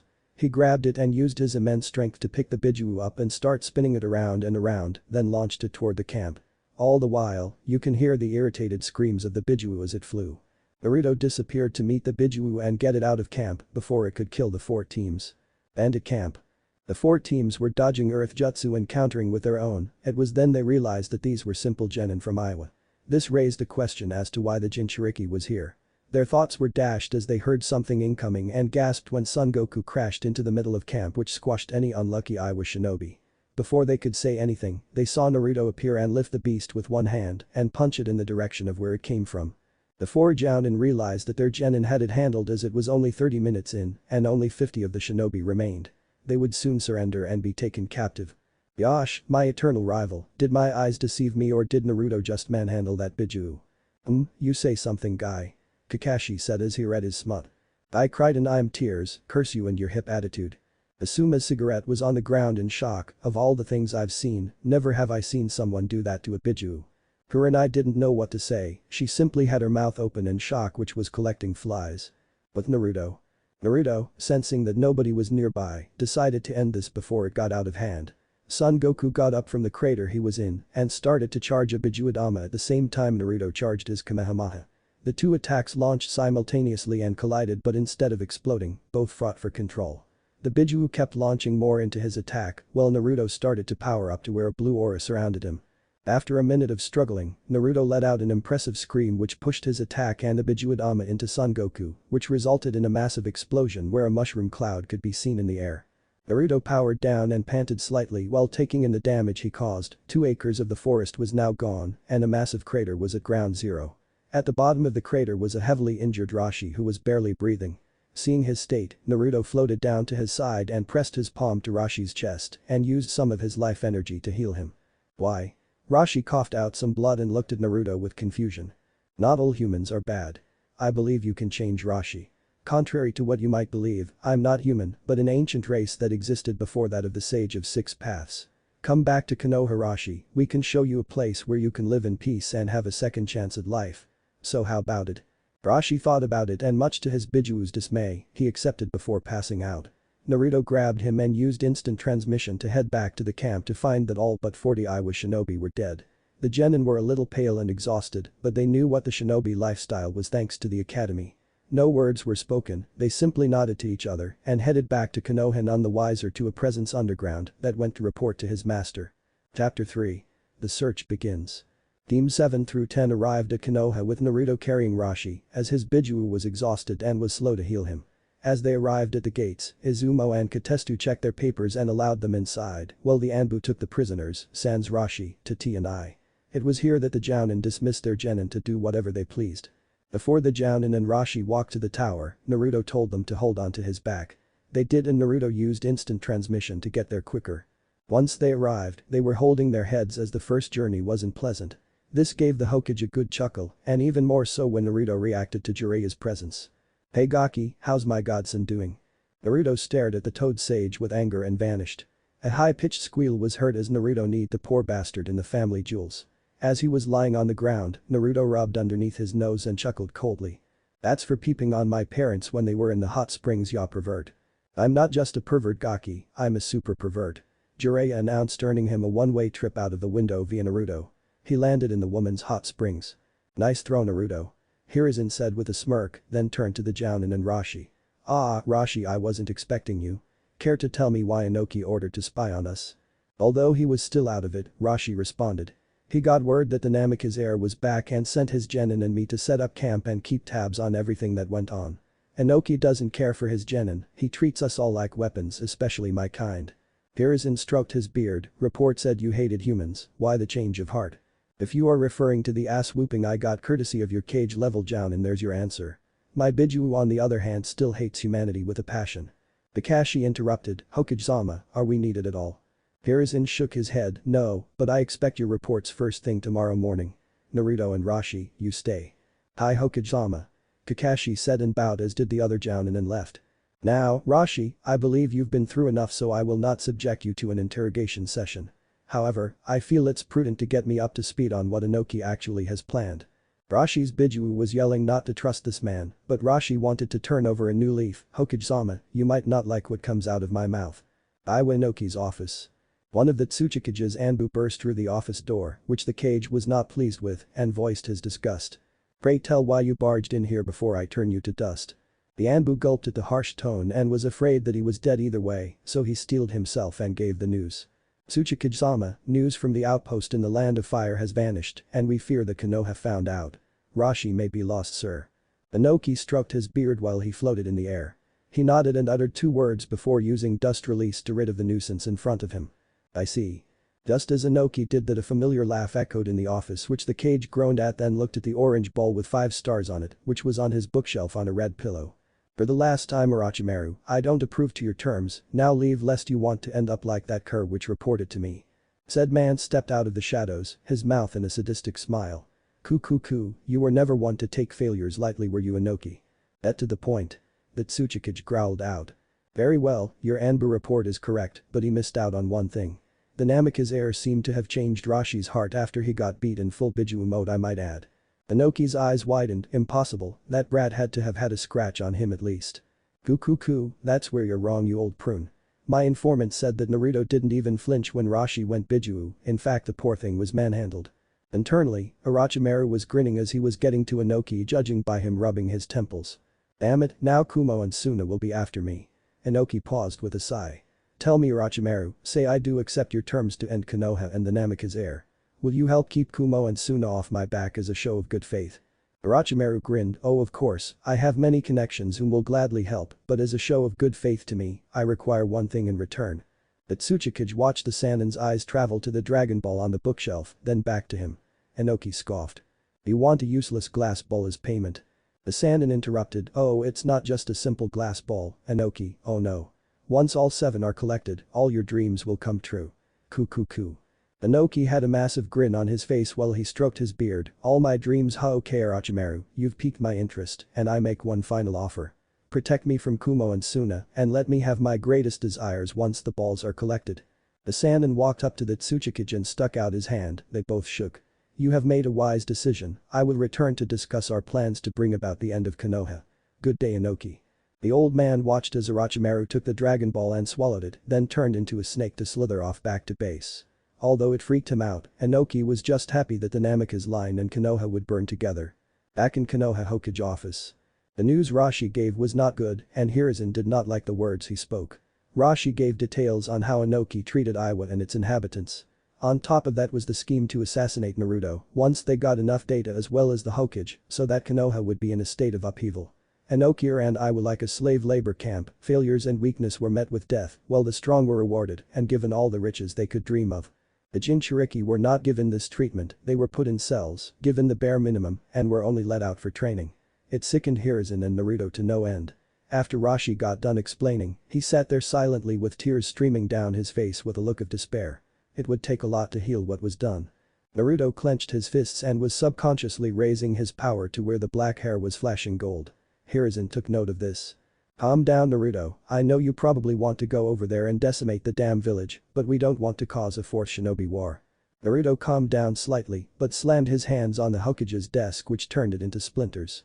Although impressed, Hiruzen looked at his surrogate grandson with a smirk while packing his pipe. "Feel better?" Naruto scoffed, "No, not in the least, it seems Shisui is getting some very brutal training today. Notify Tsunade that she might be busy in a few hours." Naruto vanished which made Sarutobi sigh and shake his head, he then looked at Rashi who was now asleep due to the emotional stress he underwent. He lit his pipe, then ordered his Anbu to get Rashi to the hospital and informed Tsunade that Shisui might be coming in, as well as getting him a new desk. After doing this, Hiruzen couldn't get what he saw out of his mind. "You hold back impressive power Naruto and your hair, what secret are you hiding? Seems I need to check the old records." The Hokage stood and went to his bookshelf where he pushed in a series of books to open the hidden compartment behind it. He went all the way back to the records before that of the Sage of Six Paths and took out a couple books to see if he could find out just what Naruto was. Mountain Graveyard. The person grew from the ground in front of his master who had a smirk on his face for some reason, a past memory perhaps. Who knows? The smirk quickly left as the man saw his informant. Report. "It seems Naruto is holding back what he is master, and I sense that he will give you a great fight once you get your youth back." The man stroked his wrinkled face and hummed in thought, "So, another Saiyan like me, interesting." He paused in thought, then a massive grin broke out a few minutes later. "I think it's time Naruto met my brother. Prepare a sacrifice." The person nodded, "At once master." The older man chuckled lightly, but then coughed due to his age, "I will strike when the time is right, and then the world will know your secret. A great honor it would be to fight you Naruto Uzumaki Senju." Time skip. 1 week. 1 week has passed since the incident with Iwa, and since then, all of Konoha's allies had gotten notices about it. In the notice it said that if war does happen to make sure they are prepared, but it also noted that Iwa was down to 1 Jinchuriki. Kumo, Suna and Taki were not pleased and quickly changed their academy to wartime, and all shinobi were put in for re-evaluation and intense training. Unlike Iwa, the other nations knew that Jinchuriki were not just weapons of war, they were shinobi and had freedom to do what they pleased within reason. As for Iwa, Inoki just ripped up any reparation notice or threat of war, he didn't care at this point. Also in the week, Shisui learned that an angry Naruto was one not to be trifled with, and he prayed for any poor bastard that made him go Super Saiyan. Naruto ended up almost killing Shisui with a Super Kamehameha, but Naruto came back to reality quickly and pushed the attack into orbit where it dispersed. Konoha was still confused on what went on at the Namikaze estates that day. The Uchiha spent 3 days in the hospital, but thanks to a combination of Tsunade's treatments and Naruto's life energy he was healed quickly. Due to the near-death experience, Shisui's power doubled. Naruto and him trained on and off while visiting teams. Anko tried ambushing Naruto all week with kunai, snakes, impressive traps and the like, but Naruto managed to evade them much to Anko's dismay. They did get closer together though as they chatted more often to the point where Naruto saw what the true Anko was under her sadistic mask. a kind-hearted woman who was seeking guidance for her troubled life. Currently, both were at a decent restaurant at Konoha. It was their first actual date. Anko and Naruto were calmly waiting for their food. Both were dressed in something other than their shinobi clothing. Anko had a nice purple kimono and wore dress shoes with her usual hairstyle. Having her assets covered felt weird to her, but she told herself to manage for the time being. Naruto was in the same shoes as he felt weird without his usual weighted attire. Naruto was wearing an expensive black suit and pants, a white shirt with red tie, and black dress shoes. I have to ask, why not show others the real you? Naruto said and looked at Anko's sad expression, which made him felt guilty for asking that. Anko sighed and rubbed where her curse mark was. Everyone treats me as an outcast due to me being Orochimaru's past student, and my sadistic personality was to show those I wasn't to be messed with. It covered up my pain. Naruto grasped Anko's hands and smiled at her, you're not alone anymore. I may not know what pain you underwent, but I do know what it's like to feel different. Anko scoffed, you're human like me please, you feeling different. Don't bullshit me. Naruto sighed and decided to make his secret known only to her, but had a feeling that it would be known to all soon anyways. I'm not human Anko, I'm part of an ancient race which existed before the Sage of Six Paths. What? You mean there's other beings out there? Anko was shocked and felt something connect inside. Naruto nodded, grasped my hands and don't let go. Like Shisui, Naruto sent the memories of what he was to Anko once she had a firm grip. From Goku's childhood to finding out what he was, the Z fighters, everything was processed through Anko's brain, and when done, she looked at Naruto with a sense of understanding. Without warning, Anko leaned across the table and gave Naruto a quick kiss on the lips. Naruto touched the spot with a deep blush which made Anko giggle. I know this might seem like we're moving too fast, but for once in my life I feel connected to someone that understands my pain. To think your race went through so much and still survived to this day. Naruto smiled and they broke hands just as the food came. A lot of dango and red bean soup for Anko, while Naruto had ramen and jidan, stewed beef, donburi. A bottle of sake was also introduced. It would be a memorable night for the both of them. Following morning. Naruto and Anko went their separate ways after the date, although Anko wanted to get intimate, Naruto said otherwise, as he told her to wait for the right moment. She asked when that would and got a simple answer of you'll know when. Although Anko didn't get what she wanted, both felt content and fell asleep with happy thoughts. Right now though, the first rays of sun just peeked and went through Naruto's window, which managed to shine right in his eyes. Ugh fucking sun, oh well I guess today's the day I teach Shisui flying. Now, how to wake him up. Naruto at first complained then had an evil smirk on his face. He quickly jumped out of bed, got his normal clothes on and rushed to Shisui's room.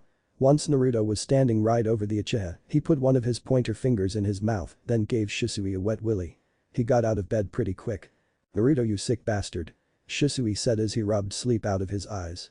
Naruto continued to chuckle but soon calmed down. Get dressed in your normal training guy and meet me out back, flying is the lesson today. It only took 3 minutes, and Shisui was eagerly waiting to see how this was done, but once he got out to the back, Naruto was nowhere to be seen until he sensed someone above. There the Namikaze was floating in air like it was child's play. How'd you do that? Do you remember the lesson about bringing out your kai? What did I say about the difference between that and flying? Naruto said with Shisui snapping his fingers. His muscular frame was starting to show. That instead of bringing the power out, you use it to guide yourself sounds easy enough.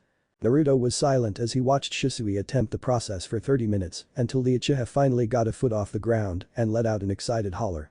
The holler broke Shisui's concentration and he hit the ground with a stumble. Harder than you thought. Naruto said with a smirk. Shisui just rubbed the back of his neck with a snicker and got back to trying. It would take a month to master flying and another 2 to get used to aeronautical fighting. Not all the time was spent on training in those months though. Anko and Naruto went on another date while Shisui met his family for the first time in what seemed like forever. When they met, the family was shocked. Not only was Shisui fit and muscular, he had hair like Goku's and wore what the Saiyan did during the Cell Games. Uchiha compound Fugaku's residence. A knock was heard on the door which Fugaku hollered that he would get it while Mikoto cooked dinner and Itachi and Sasuke trained out back. When the clan head opened the door, he took a double take, then gasped. Shisui is that you? Dear Kami what the hell did Namek-sama put you through? Said person shrugged, this and that, may I come in? Fugaku motioned for him to do so and he found a seat at the dinner table right when Mikoto came in and dropped the dishes that were in her hand. The crash made Sasuke and Itachi burst through the back door brandishing kunai and their Sharingan active, it made Shisui chuckle which brought all attention to him. Sasuke, Itachi, good to see you all again. They were too shocked to say anything for a while, but eventually they all sat down and chatted while dinner was cooking. Many questions were brought Shisui's way about his training and if they could see it, but, like Naruto told him, the secret of their race had to stay secret for now. I wish I could tell you all what I really am, but our race attracts the wrong kind of attention. Sasuke was confused. Race? Wait, you're not human. Shisui shook his head, only half human, but that is all I'm saying about that. Itachi decided to join in, just out of curiosity. Sasuke told us about how Naruto lifted the 4 tails, like it was nothing. How's that possible? Well, I train at 5 times that of gravity and usually have about half a ton of weight on me while training. Shisui heard the people around him crash to the floor, which made him confused. What? The Uchiha family broke out of their stupor moments later and decided to save whatever conversation until dinner was served. The night was a memorable one for Fugaku's family and Shisui.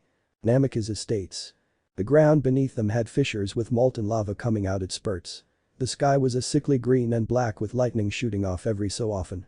The 2 figures looked at the dead around them, 2 which they got to know recently, then die in front of their eyes. The rest was the people of the elemental nations. They were the only 2 left alive. In front of them were 4 figures, their faces blocked by shadow. The leader of the group spoke with excitement and malice. And here we have the last 2 survivors of this pathetic world. Once you're gone, taking over the universe will be a breeze. Goodbye Naruto Uzumaki Senju, Shisui Uchiha, it was fun while it lasted. Naruto and Shisui were on the ground unable to get up due to their injuries, so they closed their eyes with a smile on their face as they were vaporized by the leader's attack. Ah! Shisui and Naruto screamed simultaneously and shot up to a sitting position in their beds. They were both shaking and had a cold sweat. What the hell was that? Our future?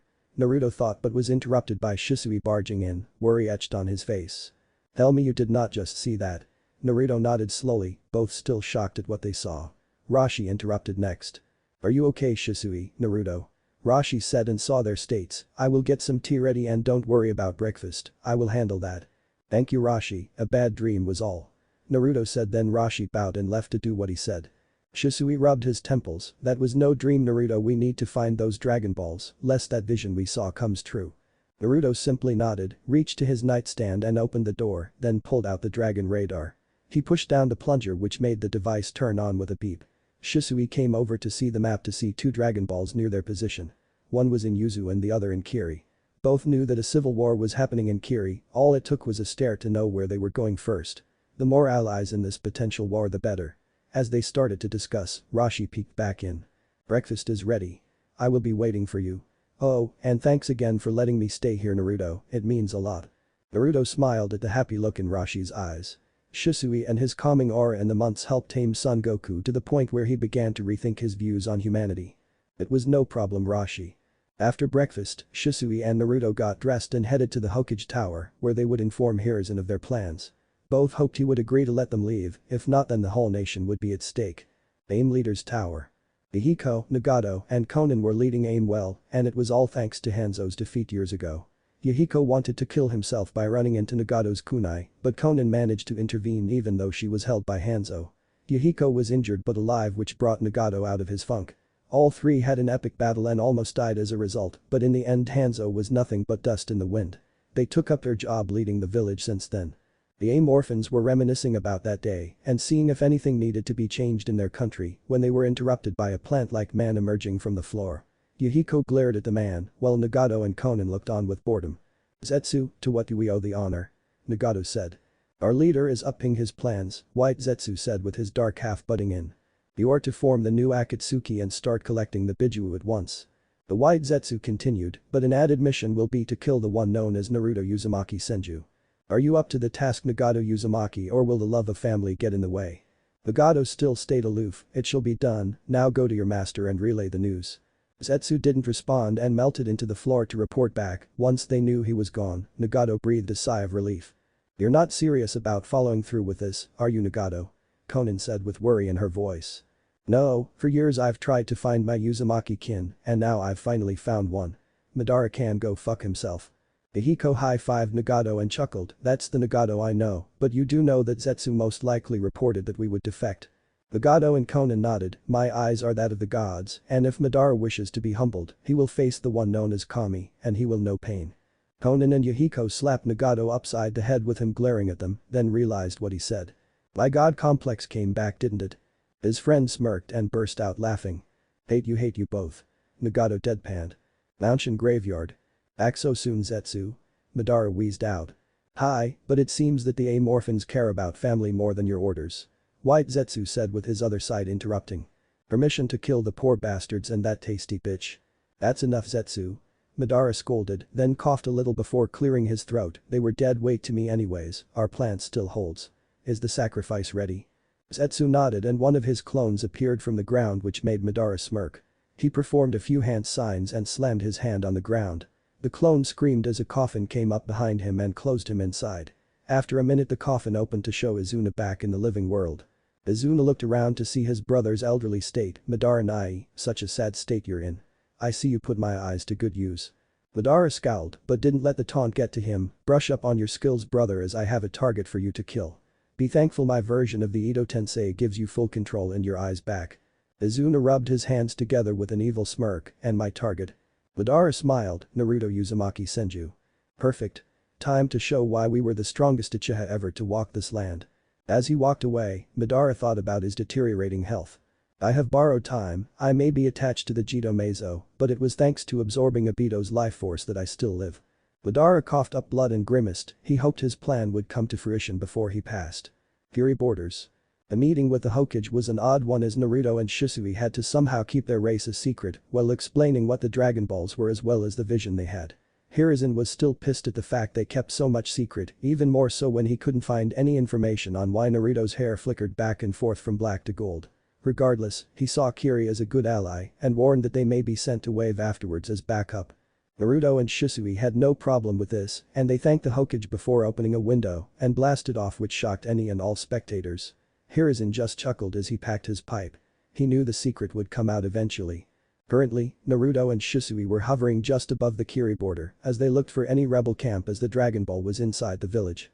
Both knew that they could decimate the village, but they wanted to do this the correct way by helping out the rebellion. Soon, Naruto spotted a camp about 200 meters to their right and they blasted off hoping that the leader would accept their help. Rebellion camp. Mei and Ao were looking over a map to decide how to take out one of Yagura's outposts, but all hope seemed lost as they didn't have enough manpower to do so. It was a suicide mission. Mei was pissed and saw enough bloodshed over the years, so sacrificing her troops was out of the question. Both their thoughts were interrupted by one of the rebels. Mei-sama, two people descend from the sky. Orders. Mei and Ao looked at each other and nodded. They needed to meet these people. Show us the way. Mei responded back and both were escorted to Naruto and Shisui. Ao spotted them and was instantly worried as his Byakugan showed no chakra, but he did see a storm of energy about their bodies. It was strange, just like the clothing they wore. Hello, my name is Mei Terumi, the leader of the rebel group here. I suppose you aren't Yagura's forces as none would have the audacity to go against his orders.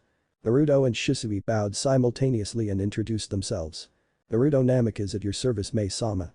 Shisui Uchiha, pleasure to serve, Mei-sama. Naruto smiled, we are here to help you with your problem, we will help end this senseless war. Ao scoffed, I don't know about you two, I sense no chakra in your systems, and back in my day people didn't dress like. Ao, shut up or I'll melt you. Mei interrupted with a sickly smile. Why is it always me? Ao cried in his head. Shisui walked forward and got on one knee, Naruto followed. If it pleases you, Mei-sama, we can show our goodwill by taking on a mission alone. Any particular target would do. Humble gentlemen, I like that maybe they can rid ourselves of that massive outpost to the east. Mei thought then smirked, she knew what to do. No need to be so humble, Naruto-san, Shisui-san. Rise and stand tall as members of the Kiri rebellion. Both stood with smiles on their faces. Your first assignment is to take out an outpost which lies on an island to the east. Dismissed. At once, Mei-sama, Naruto and Shisui said, then blasted off into the air ready to do what must be done. As they were flying, Naruto noticed Shisui's troubled look and sighed, something the matter, my student? Just thinking about how we're about to do what our ancestors did before Frieza blew up the damn planet. Shisui said in a monotone. Peace is not without violence, Shisui. Naruto left it at that and the rest of the trip was silent. As they reached the outskirt of the island, they had two choices. Show their Kai attacks or go in fists a-blazing. Their Saiyan instincts won out and a slugfest it would be. Naruto and Shisui chuckled as they descended into the forest which covered the island.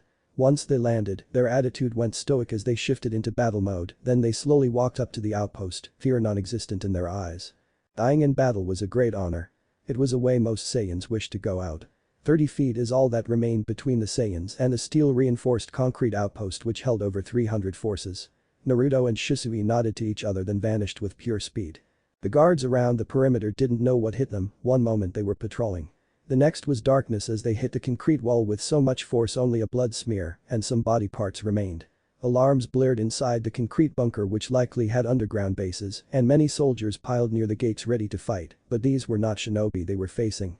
Instead of using the front gate, Naruto and Shisui simply punched a hole into the bunker and stepped inside, where they had to dodge sword strikes, jutsu, among other things. Naruto grabbed an incoming sword and snapped it in two before plunging the piece he had into the same person's head. Some of the soldiers started to back away when one of the commanders berated the others for being so weak and launched a powerful water dragon at Naruto. Everyone was surprised when their assailant just stood there and took it head-on. They waited in silence and when the wave of water cleared their breaths hitched. "I thank you for the cold bath, can I have another?" The commander pissed his pants at this point. What are you? A simple man who wants nothing more than to see peace come to this world. Your sacrifices will not be forgotten. Naruto raised his right hand towards his opponents and produced a blue ball of kai which produced a hum sound. Yagura's troops were too stunned to do anything. Naruto muttered a quick apology and let his attack fly. The troops were incinerated before a massive explosion ripped a good amount of the base apart. Another one went off shortly after at the other end, which means Shisui did his job. Both shot into the air from the holes recently made and looked at each other, then brought their hands to their hips and started to charge their attack. The island wouldn't survive. Ha. Shisui and Naruto brought their hands forward and launched a blue wave of destruction which hit the island and produced an explosion and a mushroom cloud that could be seen for miles. Yagura was sure to see it. It was what the Saiyan duo intended. No words were said between them as they blasted off back to the rebel camp. Izukage Tower, Yagura's office. Yagura was happily doing her paperwork and mulled over that victory would soon be at hand due to the oppressive attacks he formulated the past years. He knew morale was low and that there wasn't enough troops to put up a good fight. May would surely lose within the next weeks. His musing was broke by the sound of an explosion, followed by his office shaking. What the hell? Yagura was confused and turned to look out the window to see a mushroom cloud where his main outpost used to be and two dots flying toward the rebel camp. Yagura screamed in rage and started destroying his office. After a couple minutes he finally calmed down by caressing one thing which gave him comfort. An orange ball with 4 stars on it. Yagura held it with both hands and brought it close to his chest while rocking back and forth on the ground. "They won't lay a hand on my precious, master won't be happy if his precious gets stolen." Yagura let out a crazed laugh and smiled like the Joker. Chapter 4. Kiri's Liberation. May and the rebellion were shocked at what they saw. One moment the outpost and the island was there, the next it was gone in an impressive display of power. Naruto and Shisui didn't care that they revealed what they could do. The vision showed that they couldn't hide anymore. As they touched down, many rebels cheered and started to swarm around them, but May shooed them away. Impressive display, and if Ao was correct about not having chakra, you can't be human. So, what the hell are you? Naruto and Shisui looked at each other and shrugged. An ancient race that lived before the Sage of Six Paths. Both of them said, with Naruto continuing. "Let's just leave it at the fact that I can blow this planet up with one attack." Shisui here could do so as well, but not without help. The rebellion was gobsmacked and glad that they were on their side and not Yagura's. No words were spoken as May escorted the Saiyan duo to her tent to discuss what to about the other outposts and how to take Yagura down. Ao would be there to stand guard and make points when needed. Well, May started off as they looked at the map on the table. The largest outpost is gone, but that leaves 2 others. One to the west and the other to the south, while Kiri lies to the north. Knowing Yagura though, a counterattack is likely from what you've done. Shisui hummed in thought, then snapped his fingers. "To save your troops, Naruto, and I could wipe out the outposts, but I think we should wait at least a week or 2 to see if Yagura counterattacks." A sound idea, but that leaves Kiri to deal with. "Back in my day we infiltrated the village and got information the hard way." May was about to scold Ao but smirked. "Ao, for once you're a genius." "Really?" Ao said with shock. Naruto nodded. "Yes, well, we take out the outposts, have some of your troops infiltrate the village and target key areas to weaken the opposition once we make the final push." May looked at the map of Kiri for a good 10 minutes before she picked up a red stylus nearby and circled 3 targets. The Anbu HQ, the Academy, and the Cage Tower. May explained her thoughts. "The Anbu will be the main force we face inside, and I know that my troops can barely fight them, so weakening them is the best bet. The Academy is where they have put all their training. I remembered that as I escaped Yagura's clutches before I started the rebellion years ago. As for the Cage Tower, I just want to piss Yagura off and show that we were in the village." Naruto chuckled while Shisui remembered something from his Anbu days. They would infiltrate a bandit camp or enemy base, plant explosive tags, leave, light them off, then kill any stragglers. It would work well in this case. I remember from my Anbu days about using exploding tags as a great deterrent than killing any stragglers. I advise adding the armory to that list. Think of it. Ao's non-hidden eye widened at what Shisui was implying and interrupted. Our troops would take the stock of explosive tags and place them at the 4 targets in hidden spots. Once we make the final push we set them off creating panic. This is ingenious. Mei smiled, quite well it seems this war will be won within the next month or so. But first we must remain vigilant for any counterattack. After 2 weeks the outposts will be targeted. Once that is done, we infiltrate the village then make our final push. Everyone nodded at the plan, and the wait began. Naruto and Shisui left and decided to boost morale, help the troops train, among other things. Naruto taught Taijutsu while Shisui taught infiltration tactics, the solid henge, and some assassination moves. It was a huge boon for the rebels, one which Mei and Ao were happy about. The first week passed without incident, but everyone could feel the tension in the air, they could taste it, it reeked of terrible things to come. It was halfway into the second week when Yagura's forces struck. They attacked the rebel camp from all angles. Mei, Naruto, Shisui, and Ao were finalizing plans for the final push when the Saiyans suddenly stiffened. "Naruto, Shisui, you alright?" Mei asked, then flinched at the coldness of their eyes, even Ao had to take a step back. "Mei, Ao, alert the rebels. Attack incoming, 8 to 10 minutes." Naruto said in a monotone, then nodded to Shisui where they ran out of the tent and flew off to estimate the number of enemies. Ao shivered, those eyes were not natural, those were eyes of one meant to destroy, not bring peace. Mei simply nodded and both began to alert the troops. 8 minutes later, Naruto and Shisui came back and told them that they estimate around 500 forces headed their way and that they would attack from any angle. Platoons were quickly set up, the earth users made walls to protect the island as best they could. The water users were on standby to use the hidden mist jutsu in case anyone got in. As for the wind and fire users, they would have a surprise for their enemies. "Prepare yourselves. Wind and fire users, stand at the ready," Mei ordered as she watched Yagura's forces surround the island from a pedestal made from earth. She counted down in her head. 5 4 3 2. Fire. All the fire users used a combination of the Great Fireball or the Phoenix Flower technique and sent them over the walls in an arc. The wind users used Great Breakthrough to bolster them which made the fireballs turn white hot. Yagura's forces didn't have time to dodge and multiple explosions were heard, followed by the screams of anyone that managed to stay alive. The others had no chance as they were incinerated. The coordinated attack killed around 150 forces while wounding many others. Other explosions were heard as Yagura's forces used exploding tags to rupture the walls, but this was when the water users used the hidden mist jutsu. Shisui and Naruto's training would come in handy and ensured the rebels' survival. Once Yagura's troops went into the camp, they noticed one thing. It was dead silent, no sound was made other than the gurgle of someone choking on their own blood. The opposition was shocked and wondered how they improved so much over the course of a week and a half. Soon, multiple bodies were heard dropping to the ground, as well as their dying screams. "Come out you pansies. Fight for real instead of hiding," one of the commanders said then gasped as a tanto pierced his heart. "Shinobi fight from the shadows, Yagura's reign will end." One rebel replied then ripped out her sword and beheaded the commander. She snuck back into the mist to take out the next target. The opposition had enough and did a combination of multiple great breakthroughs to clear the mist, and they were shocked when it cleared. Their forces, in a 5-minute span, went from 500 to a measly 150. What scared them even more was that no rebel was hurt and their forces stood tall at over 2,000. They then knew that Yagura sent them on a suicide mission. "Surrender now and join our cause or die with the rest of your brethren, choose," Mei shouted with a heated stare. "Fuck all the bloodline users, they are the scum of the earth and they need to be extinguished," one commander said. It was the beginning of the end. "So be it. Boil release. Skilled mist technique." Mei breathed out a corrosive mist as the remaining forces charged who then screamed as their flesh melted off their body, but Mei wasn't done. She followed up with lava globs which rained down upon the enemy. After that was over, a triumphant battle cry was overheard as the rebels charged and killed off the remaining oppression. Where were Naruto and Shisui in all this? They were floating in the air watching it all go down. Both knew that this was the rebels' fight and they would only step in if need be. "Well, it seems the week and a half was well worth it, don't you think, sensei?" Shisui smiled which Naruto returned and both high-fived. "No doubt, what once was a disorganized regiment is now a small force to be reckoned with. Naruto, do you think that the nation will ever see peace?" Naruto looked at Shisui with a thoughtful expression and remembered something which Goku did. "There is a way, my student, but to do so I would leave a very important person behind." Naruto sighed and looked down to see the rebels were done. "Well, shall we tend to any wounded?" The Uchiha nodded and both floated back to the ground behind Mei, which freaked her out slightly. "Ah. Don't do that, and hey, where the hell were you two?" Mei sent a glare their way, "Don't make me melt you." "The fight was not ours, Mei, this is the rebels' war. We are simply here to help ensure this war will be won," Naruto wisely said.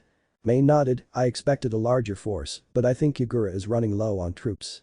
Anyways, no wounded to my knowledge and no deceased. Your training methods worked well." The two Saiyans smiled at this and were about to respond when Ao interrupted. "Infiltration is next, will you use the 2 weeks of this to train the troops more?" Naruto and Shisui simply nodded and looked toward Kiri, then shot their heads in the direction of Iwa, where they sensed an impressive life force. They looked at each other and filed it away to check up on that later. "You two alright?" Mei worriedly asked. "Yeah, just peachy. Hey, you know, if it's not too much to ask, Mei-sama, would you perhaps like to go on a date after this is all said and done?" Shisui nervously asked while rubbing the back of his head. Mei deadpanned, "Of all the times, but I do admit you do look kinda cute." Mei poked Shisui's chest and blushed at how hard his abs were. She leaned into his ear and whispered. "And it's been so long since I've had a man comfort me at night." Shisui felt Mei's large assets push into his chest. His face turned a cherry red, then shot backward with an impressive nosebleed. Naruto and everyone else laughed while Mei was doing a happy dance in her head. Still got it. Igura's office. Igura got over his episode and new furniture was placed in the office. Like all cages, he was doing paperwork, but that was soon interrupted by his messenger bursting through the door. "May I help you?" The man gulped, "Sir, the counterattack failed." Igura smiled like before and tilted his head with his eyes closed. "I'm sorry, can you repeat that? It seems I heard that the counterattack failed." You did, sir. It failed, and from the looks of it, no rebels were harmed." Igura stood and walked over to the messenger and caressed his face, which made him flinch. "Oh, how I love it when messengers bring me bad news. Do you know what happens to those that do?" Igura opened his eyes that showed insanity. The messenger started to sweat and stammer. "And no, I was only put on a week ago." "Aw, such a shame." The Jinchuriki smirked and walked back to his desk where he picked up his staff. "Free to leave, sir?" the messenger asked, but Yagura started laughing manically. "Leave? Oh no, those who give me bad news get to be my plaything for the day." Yagura used a water whip to close the office door and lock it. He then took his staff and smashed it across the face of the terrified man, which sent him to the floor. His jaw was off its hinges, the right orbital bone shattered and the eyeball nothing but mush. Blood dripped down his face. "Yay, you're bleeding. Oh, you're going to be so much fun." Yagura smiled, then brought the staff down again and again while relishing in the screams of the dying. Time skip. 2 weeks. The 2 weeks passed quickly, and in that time all the places were ready to go whenever they decided to make the final push. Currently, it was dawn and Mei was going over the 4 reports from the infiltration missions. The first she picked up was the armory. Mission. Infiltrate the armory, gather supplies and rig explosive tags in discrete areas. Exit the village without being detected. Result. Success. Team Alpha, consisting of Daisuke, Chijuro, Anya and Kenshin, entered the village from the underwater caves.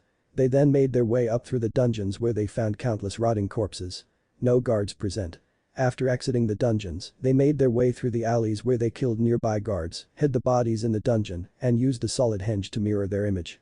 They chatted with guards to learn their rotation at various places around the village. Once complete, they checked the armory as told by a commanding officer. There they quickly used sealing scrolls and got to work.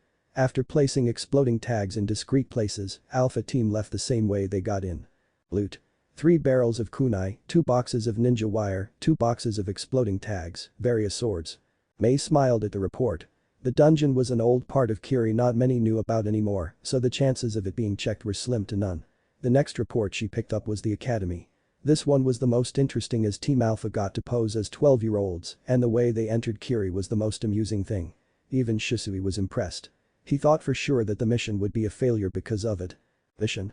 Infiltrate the academy, start a fight for a distraction, and plant various explosive tags around the school, exit the village unseen. Result. Success. Team Alpha, consisting of Daisuke, Chijuro, Anya and Kenshin, entered the village by posing as orphans. They arrived at the front gates looking dirty, hungry, and tired where the guards took them to the hospital to get checked out. Once clear, Yagura ordered them into the academy where they spent the next 2 days learning patterns and chatted to students about how things were run. It was noted that Yagura had the cage tower mainly unguarded due to overconfidence in his abilities. On the 3rd day, Team Alpha started a riot in the school where they then traversed the grounds and discreetly placed explosive tags around guard patterns. They did not put any in the building due to wanting to save the lives of innocent children. 2 more days passed and they left the village on a weekend without being seen. The next report was the Anbu base.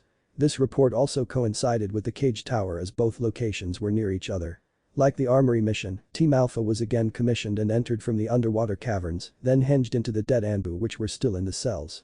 They entered the base without question. The report detailed that most Anbu looked fresh and that they overheard that Yugura killed anyone he deemed a failure or weak. After they placed explosive tags in lockers, bedrooms, and such they left for the cage tower. Here Team Alpha placed many tags at the base, so when it blew, the tower would topple over.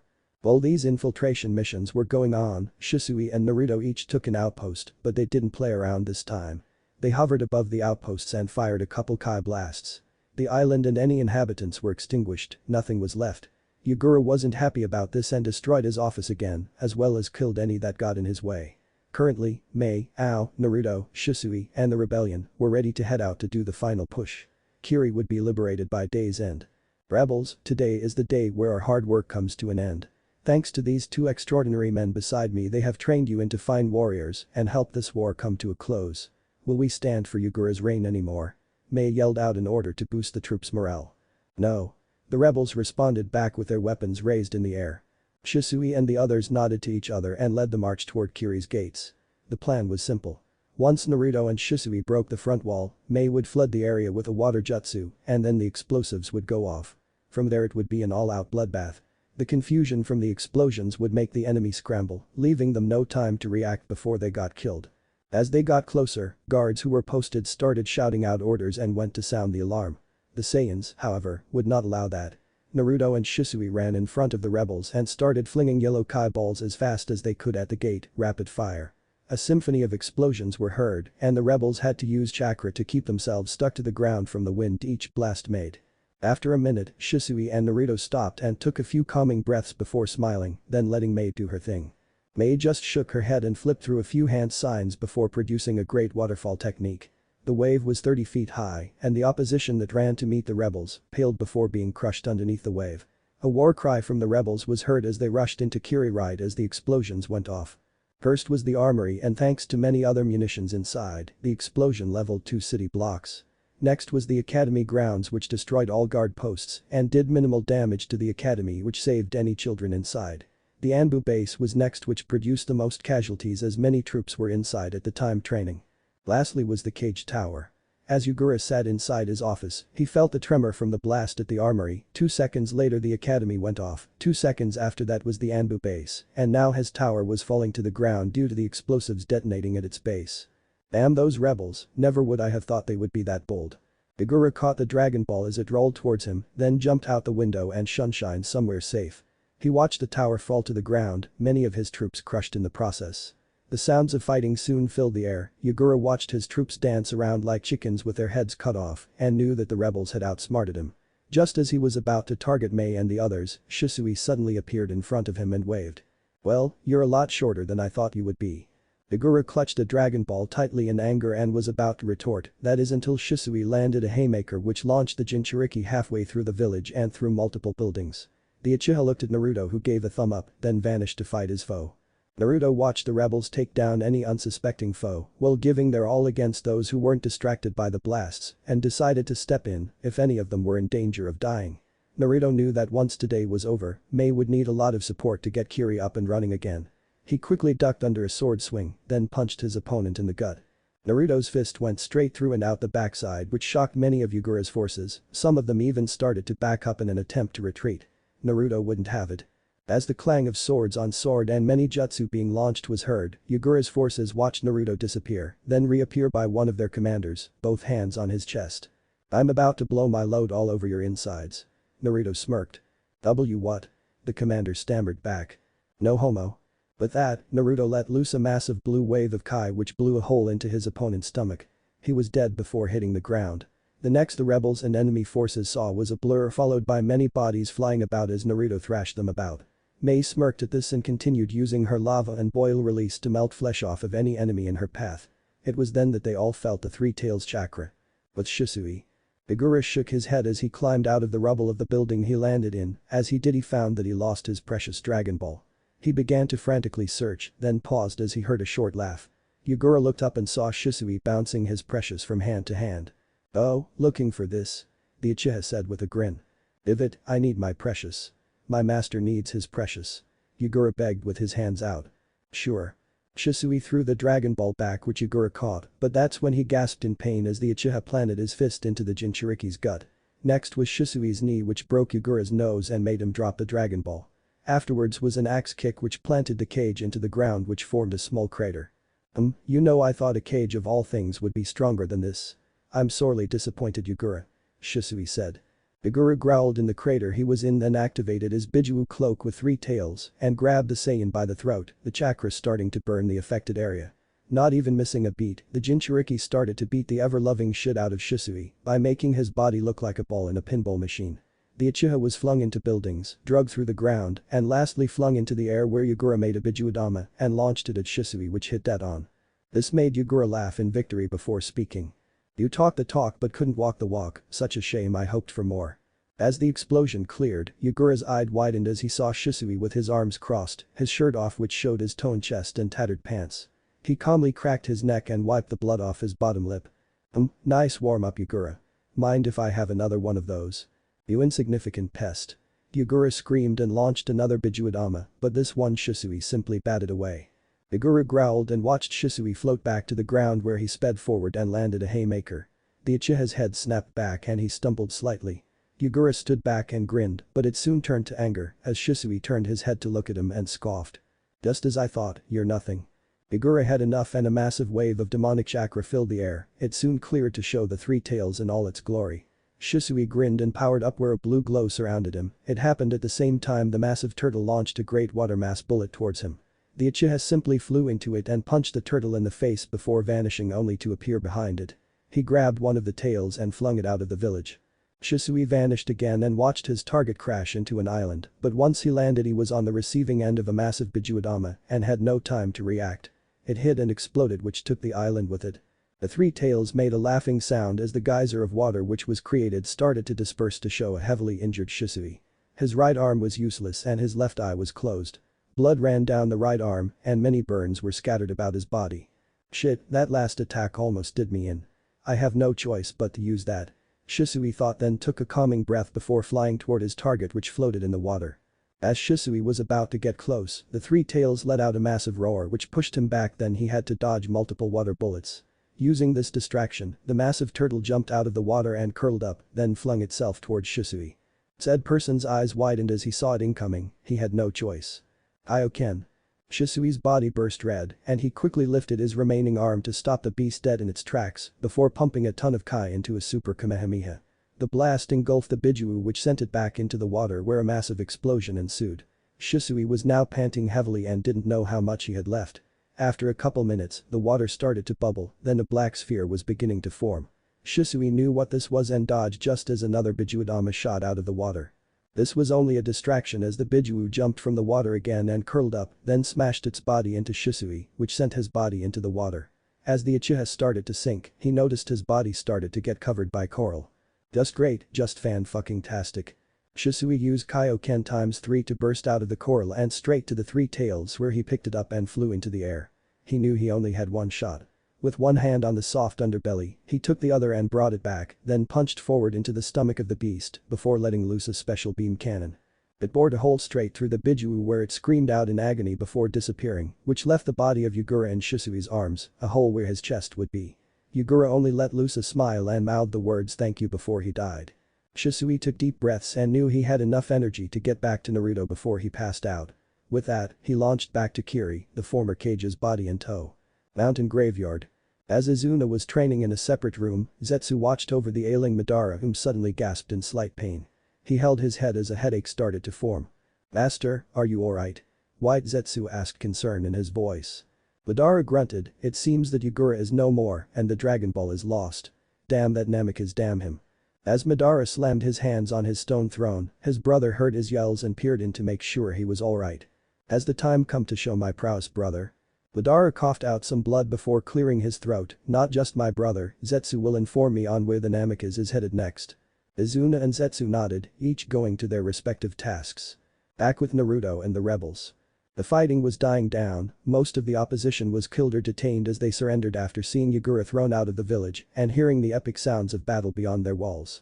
"It seems the battle is ours, Mai-sama." Naruto said as he snapped the neck of another idiot who thought he could outbeat a Saiyan. Mei smiled as she boiled the flesh off a person in front of her, it seems that way Naruto-san.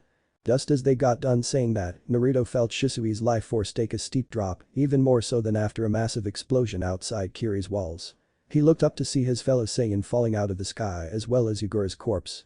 Naruto quickly acted and flew to both where he caught them and guided them back down to the ground. Mei stopped fighting when she saw the state Shisui was in and quickly ran to him. "Shisui, speak to me." Said person opened his right eye and chuckled before he hoarsely replied, "Hey sweet cheeks, you missed me." Mei blushed, "I did not." The Uchiha let out one last smile before succumbing to unconsciousness, "Sure, keep telling yourself that." Mei brushed the hair out of Shisui's face and couldn't help but look at how peaceful he looked when sleeping. "No, there's no way I like him, but look at how cute he looks." "No. No. Bad Mei, but damn, those muscles." Mei blushed while Naruto let out a small chuckle which made the future Mizukage blush even more. The battle for Kiri ended 10 minutes later, with the village taking heavy damage, small casualties on the rebel side, and out of the estimate 5,000 plus enemies, only 1,000 survived. Most of them captured with the others being wounded and unable to fight. Shisui ended up waking up a week later and grew stronger as a result, but as he slept, Kiri slowly rebuilt. It would take another 3 weeks to Kiri to rebuild, but in that time Mei was made Mizukage, a funeral was had for Yugura, and even though his crimes were atrocious, the rebels forgave his actions, but would never forget what they fought through. The ones captured soon realized their errors and decided to make amends by helping the rebuilding process. It was a long 3 weeks but it was well worth it. Near the end of the 3rd week, a message came from Konoha saying that they were needed in Wave to back up Team 7, Naruto, and Shisui was currently in the new Mizukage Tower saying their goodbyes. "Naruto-san, Shisui-san, I thank you for helping us in the war. If not for your help we would have surely lost." "It was nothing Mei-sama," Naruto said with Shisui nodding as he held the 4-star Dragon Ball. Mei grabbed a scroll from her desk and handed it to Naruto, "That is a treaty for Konoha, it is my hope that they will accept as we need all the help we can get in getting Kiri back up to power. Now, go as I have paperwork to do and you have another mission to complete." Just as they were about to leave, a hawk flew through the open window and landed on Naruto's shoulder, a message on its leg. Naruto took the small scroll and shooed the hawk away before reading the message. Naruto Uzumaki. "Hello cousin, yes you heard me right, I am Nagato Uzumaki, the leader in AIM. I first want to say how thrilled I am to finally find a member of our lost clan. Secondly is to warn you that Madara Uchiha is alive and well, and that you are now his biggest target. We will meet soon cousin, until then. Nagato Uzumaki." Naruto laughed and cried tears of joy, he handed the paper over to Shisui for him to read, who then let out a big smile and patted his friend on the back. "Glad to see that you have another Uzumaki, and related no less. Congratulations Naruto, but the fact that Madara Uchiha still lives is unnerving." "What?" Mei said with wide eyes, "That bastard has to be over a century old by now if that's true. I call bullshit." Naruto dried his tears and shook his head, "This is the shinobi world Mei, it's a world filled with uncertainty." Mei nodded at the fact, then turned to Shisui with a slight blush, "We never did get that date." Shisui spluttered, "Now hold on, I was only joking that time." Mei smirked, "Keep telling yourself that." The Uchiha's right eye twitched at hearing his own words used against him, "You are a conniving bitch you know that." Mei shrugged, then got up and rocked her hips back and forth as she walked towards Shisui. Once she was close enough, Mei bent low so that her impressive cleavage was showing. It made Shisui blush and look down. "Eyes up you pervert."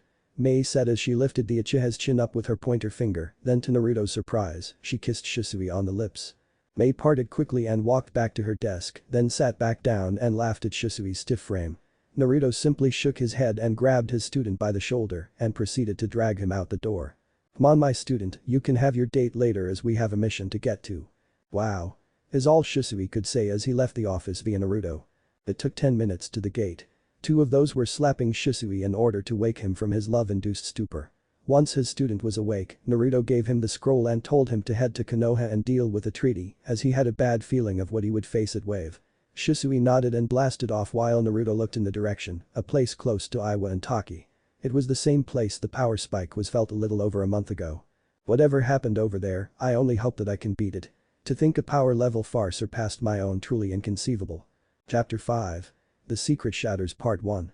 3 members were seated at a table in the council room in Iwa. Inoki, Orochimaru and Danzo were here to discuss the final plans of bringing about Konoha's end. Smiles were on each other's faces as they knew that they had enough manpower if they planned it right. Well, I never would have expected the shinobi no Yami to be on your side Orochimaru. Any other surprises I should know about?" the Tsuchikage said as he stroked his beard.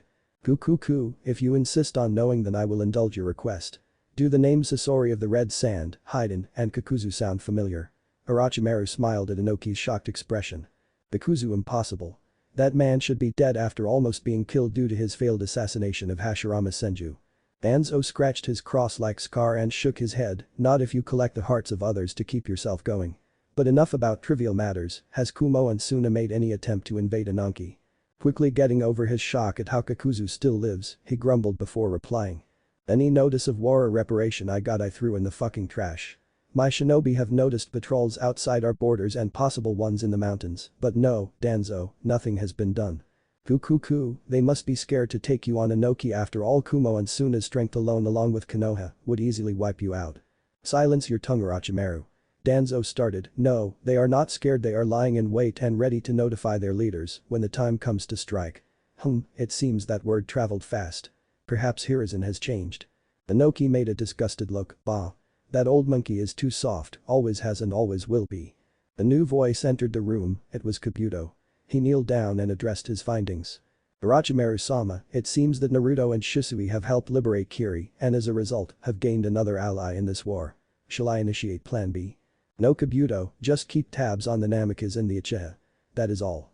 Kabuto bowed and went back into the shadows while Danzo looked at the Sannin with a calculating gaze. I believe you wish for me to use my special powers. If chaos is what you wish for then chaos I shall bring. Orochimaru cackled then formed a creepy grin, oh yes, you read my mind. Divide and conquer my friend, divide and conquer. The planning would last another 3 hours, but by the end, everyone was satisfied.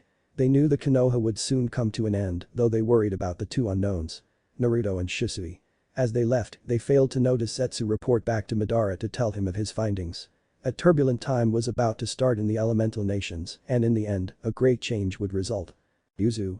It didn't take long for Naruto to fly to Yuzu, but as he floated above the desolate wasteland, he couldn't help but shed tears for his fallen home. Rubble, bones, discarded headbands, and various weapons were scattered about, although the foundation of home still stood strong. After a quick prayer for those who fallen, Naruto descended to the ground where he bent down and picked up an Yuzu headband. He brushed off the dirt and polished it to the best of his ability before securing it on his bicep. To think that this is where I would have lived had Kumo, Iwa, and another unknown village attacked it. Naruto sighed and stood there with his eyes closed and let the wind rush around him which fluttered his cape. Eventually, he opened his eyes and pulled out the Dragon Ball tracker to see where it was on this island. He pushed the button down where it beeped and pointed Naruto in the right direction. He started walking, being careful not to desecrate any of the fallen. After a 30-minute walk he came up to a shocking sight, an intact building. Seals perhaps? Naruto shrugged, turned the radar off, then walked inside. The office he came into was Spartan. Only a desk, chair, and a bookshelf were there. Naruto grumbled as the radar said the Dragon Ball would be here, it was then he noticed something odd about the bookshelf. As he walked up to it, he saw many books with the Yuzu symbol on it. Naruto scratched his head, then started to pull out each of the marked books lightly. After all 10 were pulled, a click sounded and the bookshelf slid aside to show stairs to a vault. Naruto made a yellow Kai ball to help light the way as he made his descent. After what seemed like forever, Naruto finally made it to the bottom where light seals activated which illuminated the room. What was inside made Naruto gasp. Scrolls upon scrolls were on various bookshelves, multiple weapons and supplies were in barrels, there were records for each leader, and on the back wall surrounded by a glass case was the 7-star Dragon Ball.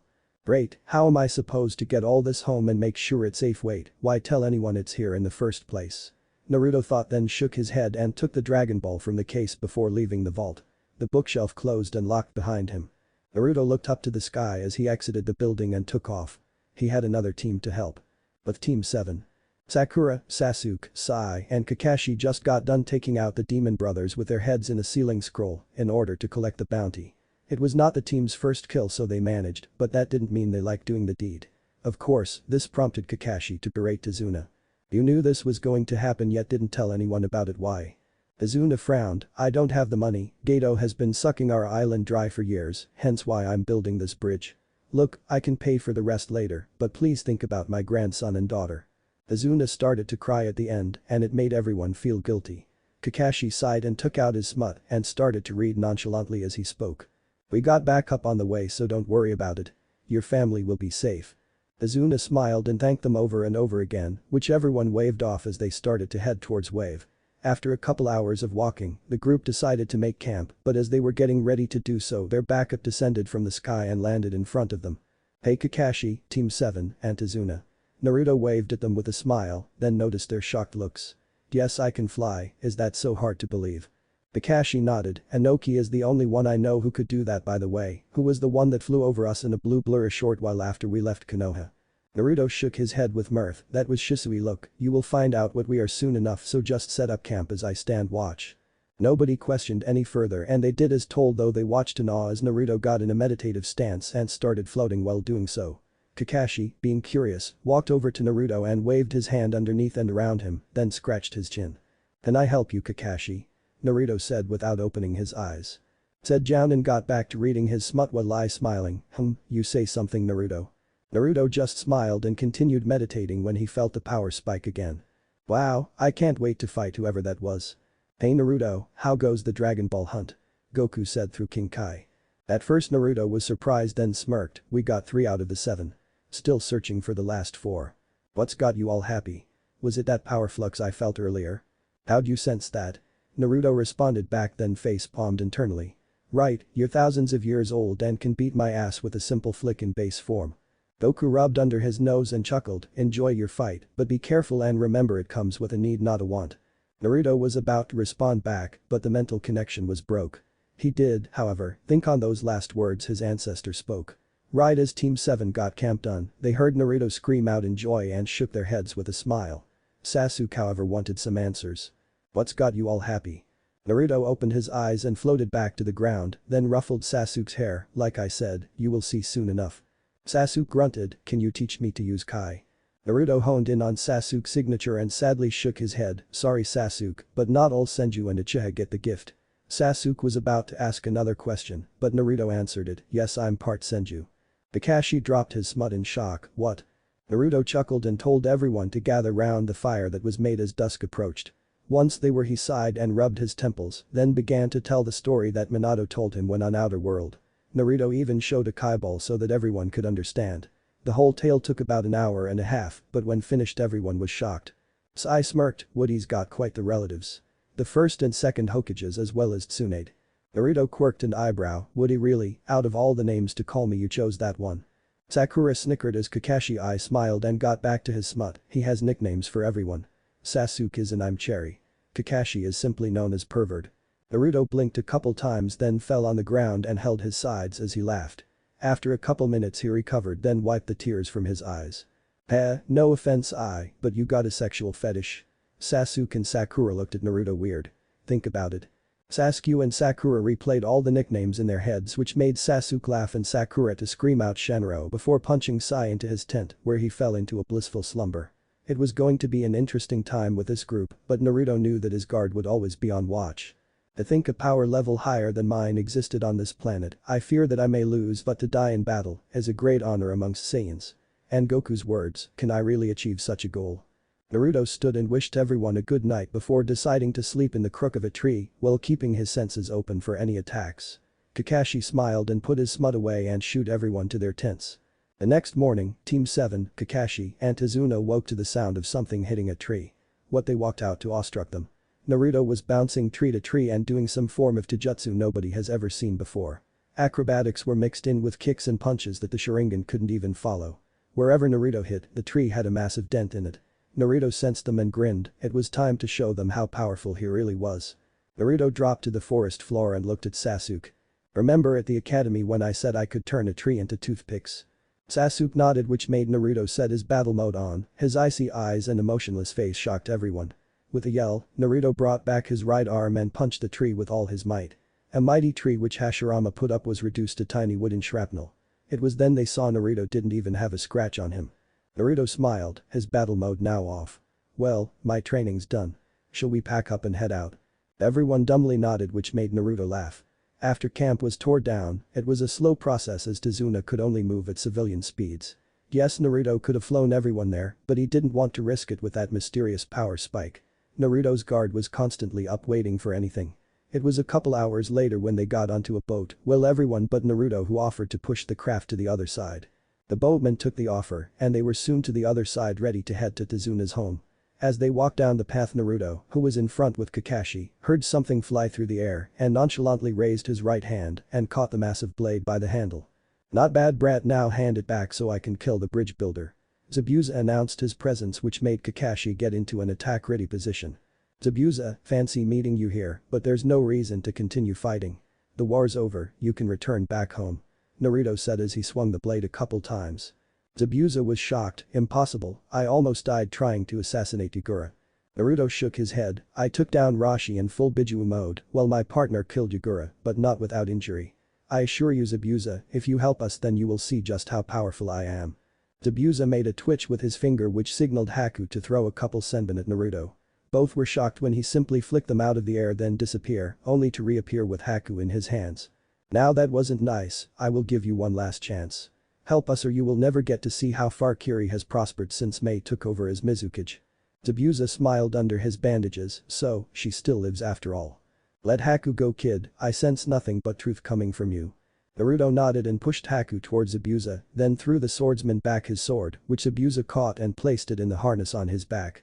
Kakashi just shook his head and asked Izuna how far his home was. After the client replied, he showed everyone the way.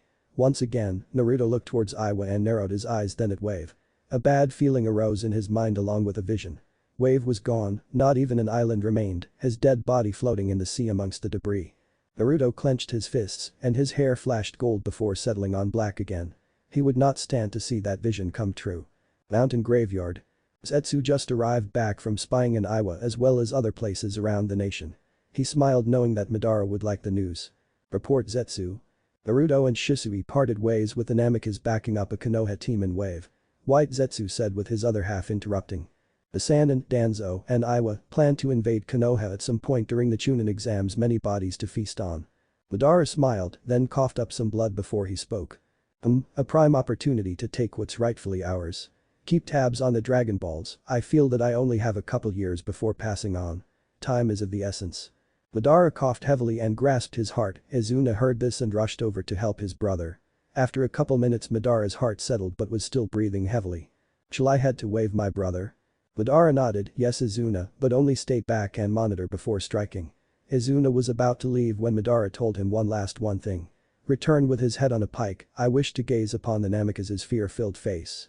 Izuna smirked, "With pleasure, brother." With that, Izuna headed to Wave. Within time, the elemental nations would feel an almighty battle, one they would describe as between gods, one that would be put in the history books. One that would alter the elemental nations forever. Wave 1 week later. For the past week, Naruto helped lift the steel beams into place so that the bridge could get built in a timely manner. Tazuna enjoyed and was shocked that Naruto could do such a task, but the workers actually stayed due to them feeling safe with Naruto around. Also in the week, a great celebration was had as Zabuza and Haku decided to take out the trash. A couple days after they arrived at Tazuna's home, they led Gato through the streets where the villagers took turns beating his ass. Gato's mutilated body was dumped into the sea and the rebuilding began. Gato's plundered assets helped the process as well as to pay off Konoha for the increase in mission rank. Currently, Naruto continued helping complete the bridge while Team 7 and Kakashi guarded Tazuna with Zabuza and Haku guarding his home. It was midday, the sun was at its peak and the day was hot and humid. As the workers happily worked on the bridge, Naruto suddenly stiffened and grasped the steel beam in his hands tighter, then looked at Kakashi. "Get everyone out of here, this is a fight I must do alone." Kakashi was confused. "I don't sense anyone, Naruto, what are you talking about?" Naruto suddenly threw the beam into the air where Izuna caught it and crushed the thing into a ball, then dropped it into the sea below where it made a big splash. "So, you're Naruto Namikaze Senju, I will enjoy killing you and all you hold dear." Izuna fired a Kai blast at Tazuna and Team 7, but it never got there as Naruto vanished and deflected the ball. He looked at Kakashi as he powered up, his eyes icy once again. "Let everyone out, I can only fight at my all when nobody is in danger." Kakashi nodded, "Team, let's go." The three nodded then all shouted, "Be careful Naruto." As they started to round everyone up, Izuna was ready to kill them all, but Naruto wouldn't have it. He blasted into the air and slammed his fist into the Uchiha's gut. To Naruto's shock, the man just chuckled before backhanding him into the nearby forest. "The Uchiha will always stand tall over the Senju," Izuna said then deflected a Kai blast that came from the forest. "Really, that's all you have? I expected more from you." Naruto growled and got in a hoarse dance, then screamed as he powered up. Rocks and debris lifted into the air while Kakashi and everyone else stopped and looked at the massive aura they felt. No way, that's Naruto, but if he can do that then how powerful is Shisui? Sasuke thought aloud with a gasp. Sakura was slightly shaking as she watched Naruto get done powering up, then launch into the air where an intense taijutsu bout occurred. Both Saiyans could not be seen as they fought, only the occasional boom as their fists met fists or knees met knees. It was a truly awe-inspiring experience. Everyone was suddenly broke from their thoughts as something shot by them and hit the ground, which made a deep trench as it slid across the ground. Soon, Naruto got his bearings and floated in the air while wiping the blood from his mouth. He took off his cape, which hit the ground with a massive thud. Naruto stared at the crater it made, then at the shocked bystanders. "Damn it, get out of here. I got this handled, now go." Naruto growled out, then launched a Kamehameha to intercept a Gallic gun. Both fought for control, but Naruto was slowly getting pushed back and the bystanders saw it. They did what Naruto told them. They ran back to the safety of their homes. Once out of the area, Naruto smirked and shouted out Kaioken, where his attack gained some ground on Izuna, who chuckled. "Now this is more like it, Senju. How about I kick it up a notch?" Naruto's eyes widened as Izuna suddenly powered up and pushed more energy into his attack, which quickly overrode the Kamehameha.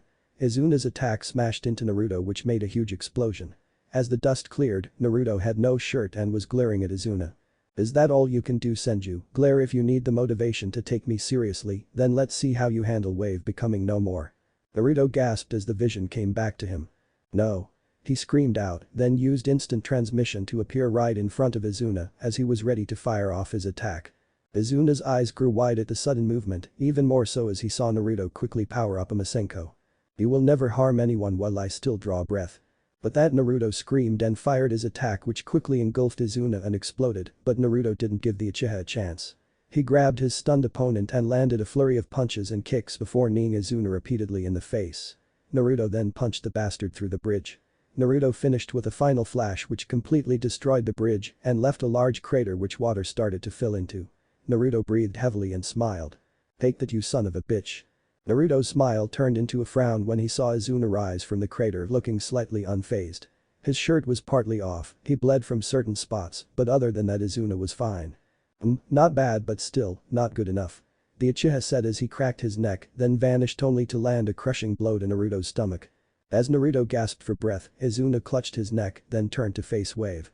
Naruto struggled to get free and watched helplessly as Izuna lifted his free and shot a Gallic gun into the heart of Wave, which decimated most of the village. Luckily, Tizuna's home was unscathed due to it being on the outskirts of the village. That didn't mean Team 7 and the others didn't feel the blast. They were currently on the ground holding their ears as the blast was deafening, glass from the windows was on the floor, but nobody was injured. All of them knew that most of Wave had to be gone, and when they looked out the broken windows, their shoulders slumped and the morning began. "No." Naruto screamed, then was silenced as Izuna put his free hand on his chest and fired, which sent Naruto into the water with a splash. Izuna chuckled as he saw Naruto's body float there among the debris which started to wash down from what used to be Wave. "And now to finish you off, Senju, I know you're still alive, but barely." As Izuna floated down to Naruto's body, said person was having an internal battle. Why did they have to die? Why did those innocents have to perish? They didn't deserve this. Naruto thought. Is my life about to end here? Will those who have died ever rest with knowing their killer went unpunished? Naruto floated in the water ready to accept death when Goku's words suddenly appeared in his mind. A new resolve started to form inside Naruto's, and he clenched his fists, which Izuna saw. "Oh, fighting back are we?" Izuna smirked. "No more." Naruto whispered, which got louder. "No more." Naruto suddenly floated up with determination in his eyes as dark clouds converged over Wave. Lightning started to strike around where the bridge used to be as Naruto started to power up. As he screamed, Izuna looked at the strange weather and wondered what was going on. The Uchiha watched Naruto scream even louder, and the once blue aura flashed to gold, as did Naruto's hair.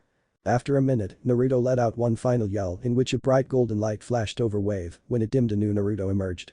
Muscles bulged, golden hair, teal-green eyes, and an emotionless gaze was what Izuna saw, which made him gasp. What are you?" Still stoic, Naruto spoke as the waves crashed below them. "I am the hope of the universe. I am the answer to all living things that cry out for peace. I am protector of the innocent. I am the light in the darkness. I am truth. Ally to good. Nightmare to you." But that declaration, Naruto vanished in a gold blur and kneed Izuna in the gut, then grabbed his feet and hands, then brought the Uchihas back down on the same knee, which produced a sickening crack, followed by pain-filled screams. Naruto wasn't done. He grabbed the Uchiha by the throat and gave a vicious headbutt before landing a series of punches to the face and chest of Izuna. Said Uchiha had enough and managed to get away, but he was worse for wear, fear was present in his eyes. No, the Uchiha are always superior, this cannot be. Naruto slowly glided towards his opponent, which used rapid fire to no effect. Izuna then used a combination of Kai blasts. First was a Masenko to blind Naruto, and when the attack started to clear, Izuna fired a blue death beam from his fingertips. Naruto let the attack hit, which made his face turn to the right, which made Izuna smirk. This smirk soon turned into disbelief as Naruto turned to look at the Uchiha with an uninterested stare. "You're just a beast with no conscience, you kill without mercy, but that ends today. As protector of the universe, your time on this plane of existence will come to an end." Izuna growled, "I will not go down so easily." Two Destrudo discs were formed and shot at Naruto, who simply started to glide backwards in order to dodge them, but no matter where he went they would follow. After a couple minutes, Naruto grew annoyed and stayed in one place, which Izuna ordered his attacks to kill his opponent. To Izuna's shock, Naruto simply caught them in his hands and used a Kai blast to destroy them. Without warning, Naruto raised his hand and shot an invisible blast at Izuna, which launched him into the crater of what used to be wave. Naruto blasted off towards his target, intent on ending this. As Izuna lay in the rubble, he couldn't help but wonder how things got out of hand. How can one man be so strong? Is there another part of the Saiyan history we don't know about? Izuna broke out of the rubble with a flash of Kai and looked around for Naruto when he felt a tap on his shoulder. He turned with wide eyes and heard two words before being punched into a nearby building. "No more." Izuna was pissed as he climbed out of the rubble and started launching everything he had at Naruto, but nothing would work as it was batted away or dodged. Eventually, Izuna resorted to Taijutsu, which proved to be useless. Naruto sighed as he dodged a kick, then a punch and another kick, but this one was different as Naruto grabbed the offending limb and slammed Izuna into the ground over and over again. After thrashing his opponent about, Naruto threw the Uchiha into the air, where he powered up a super Kamehameha and let it loose with a declaration.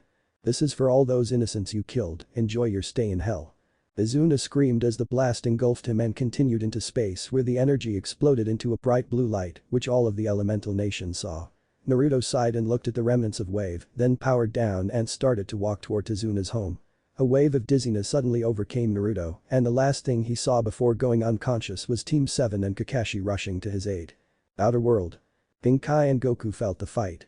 They felt many people die as well as Naruto achieving Super Saiyan. They were happy that Naruto achieved the gold, but knew that with these actions, the end was soon to come for the elemental nations. They just hoped that Naruto and Shisui were ready. It was then they got a thought. "Kai, the outlook still exists on Earth, right?" Goku said while the blue man shrugged and began his search when a familiar voice entered his thoughts. "Kai, is there something I can assist you with?" "Mr. Popo, how are you still alive?" Kai said, confusion evident in his tone. Goku was shocked at this and kept on listening to the conversation. "I have my ways." Kai cleared his throat. "I was wondering if the hyperbolic time chamber was still available, if so you might have some guests later on." "Oh yes, it's still active, alright. 2-day maximum." "Guests sound lovely, I haven't had any in such a long time." "Thank you Mr. Popo, until next we meet." The connection ended, but Kai had a smile on his face. The time chamber and outlook are still on Earth, surprisingly. The new generation of Saiyans just got the help they needed. Goku simply nodded and decided to find a place to train. His skills couldn't get rusty as there was still a chance that he would be summoned. As he started training, a disturbing thought crept into Goku's mind. "Why do I fear that past enemies will come to haunt us Saiyans again? I truly wonder if Naruto can accomplish what was prophesied. Can he really be the one to bring peace to his world and eventually the universe?" Goku sighed and upped his training to get his mind off the thought. Meanwhile in the elemental nations, a new Super Saiyan slept, an ancient Uchiha was irate, and the villages wondered about the mighty battle that took place. One village in particular rushed Anbu to help the situation with Shisui already on his way. The secret was shattered. Naruto and Shisui could hide no more. What if Naruto reborn as a Saiyan? Dragon Ball, end here and thanks for watching my video till the end.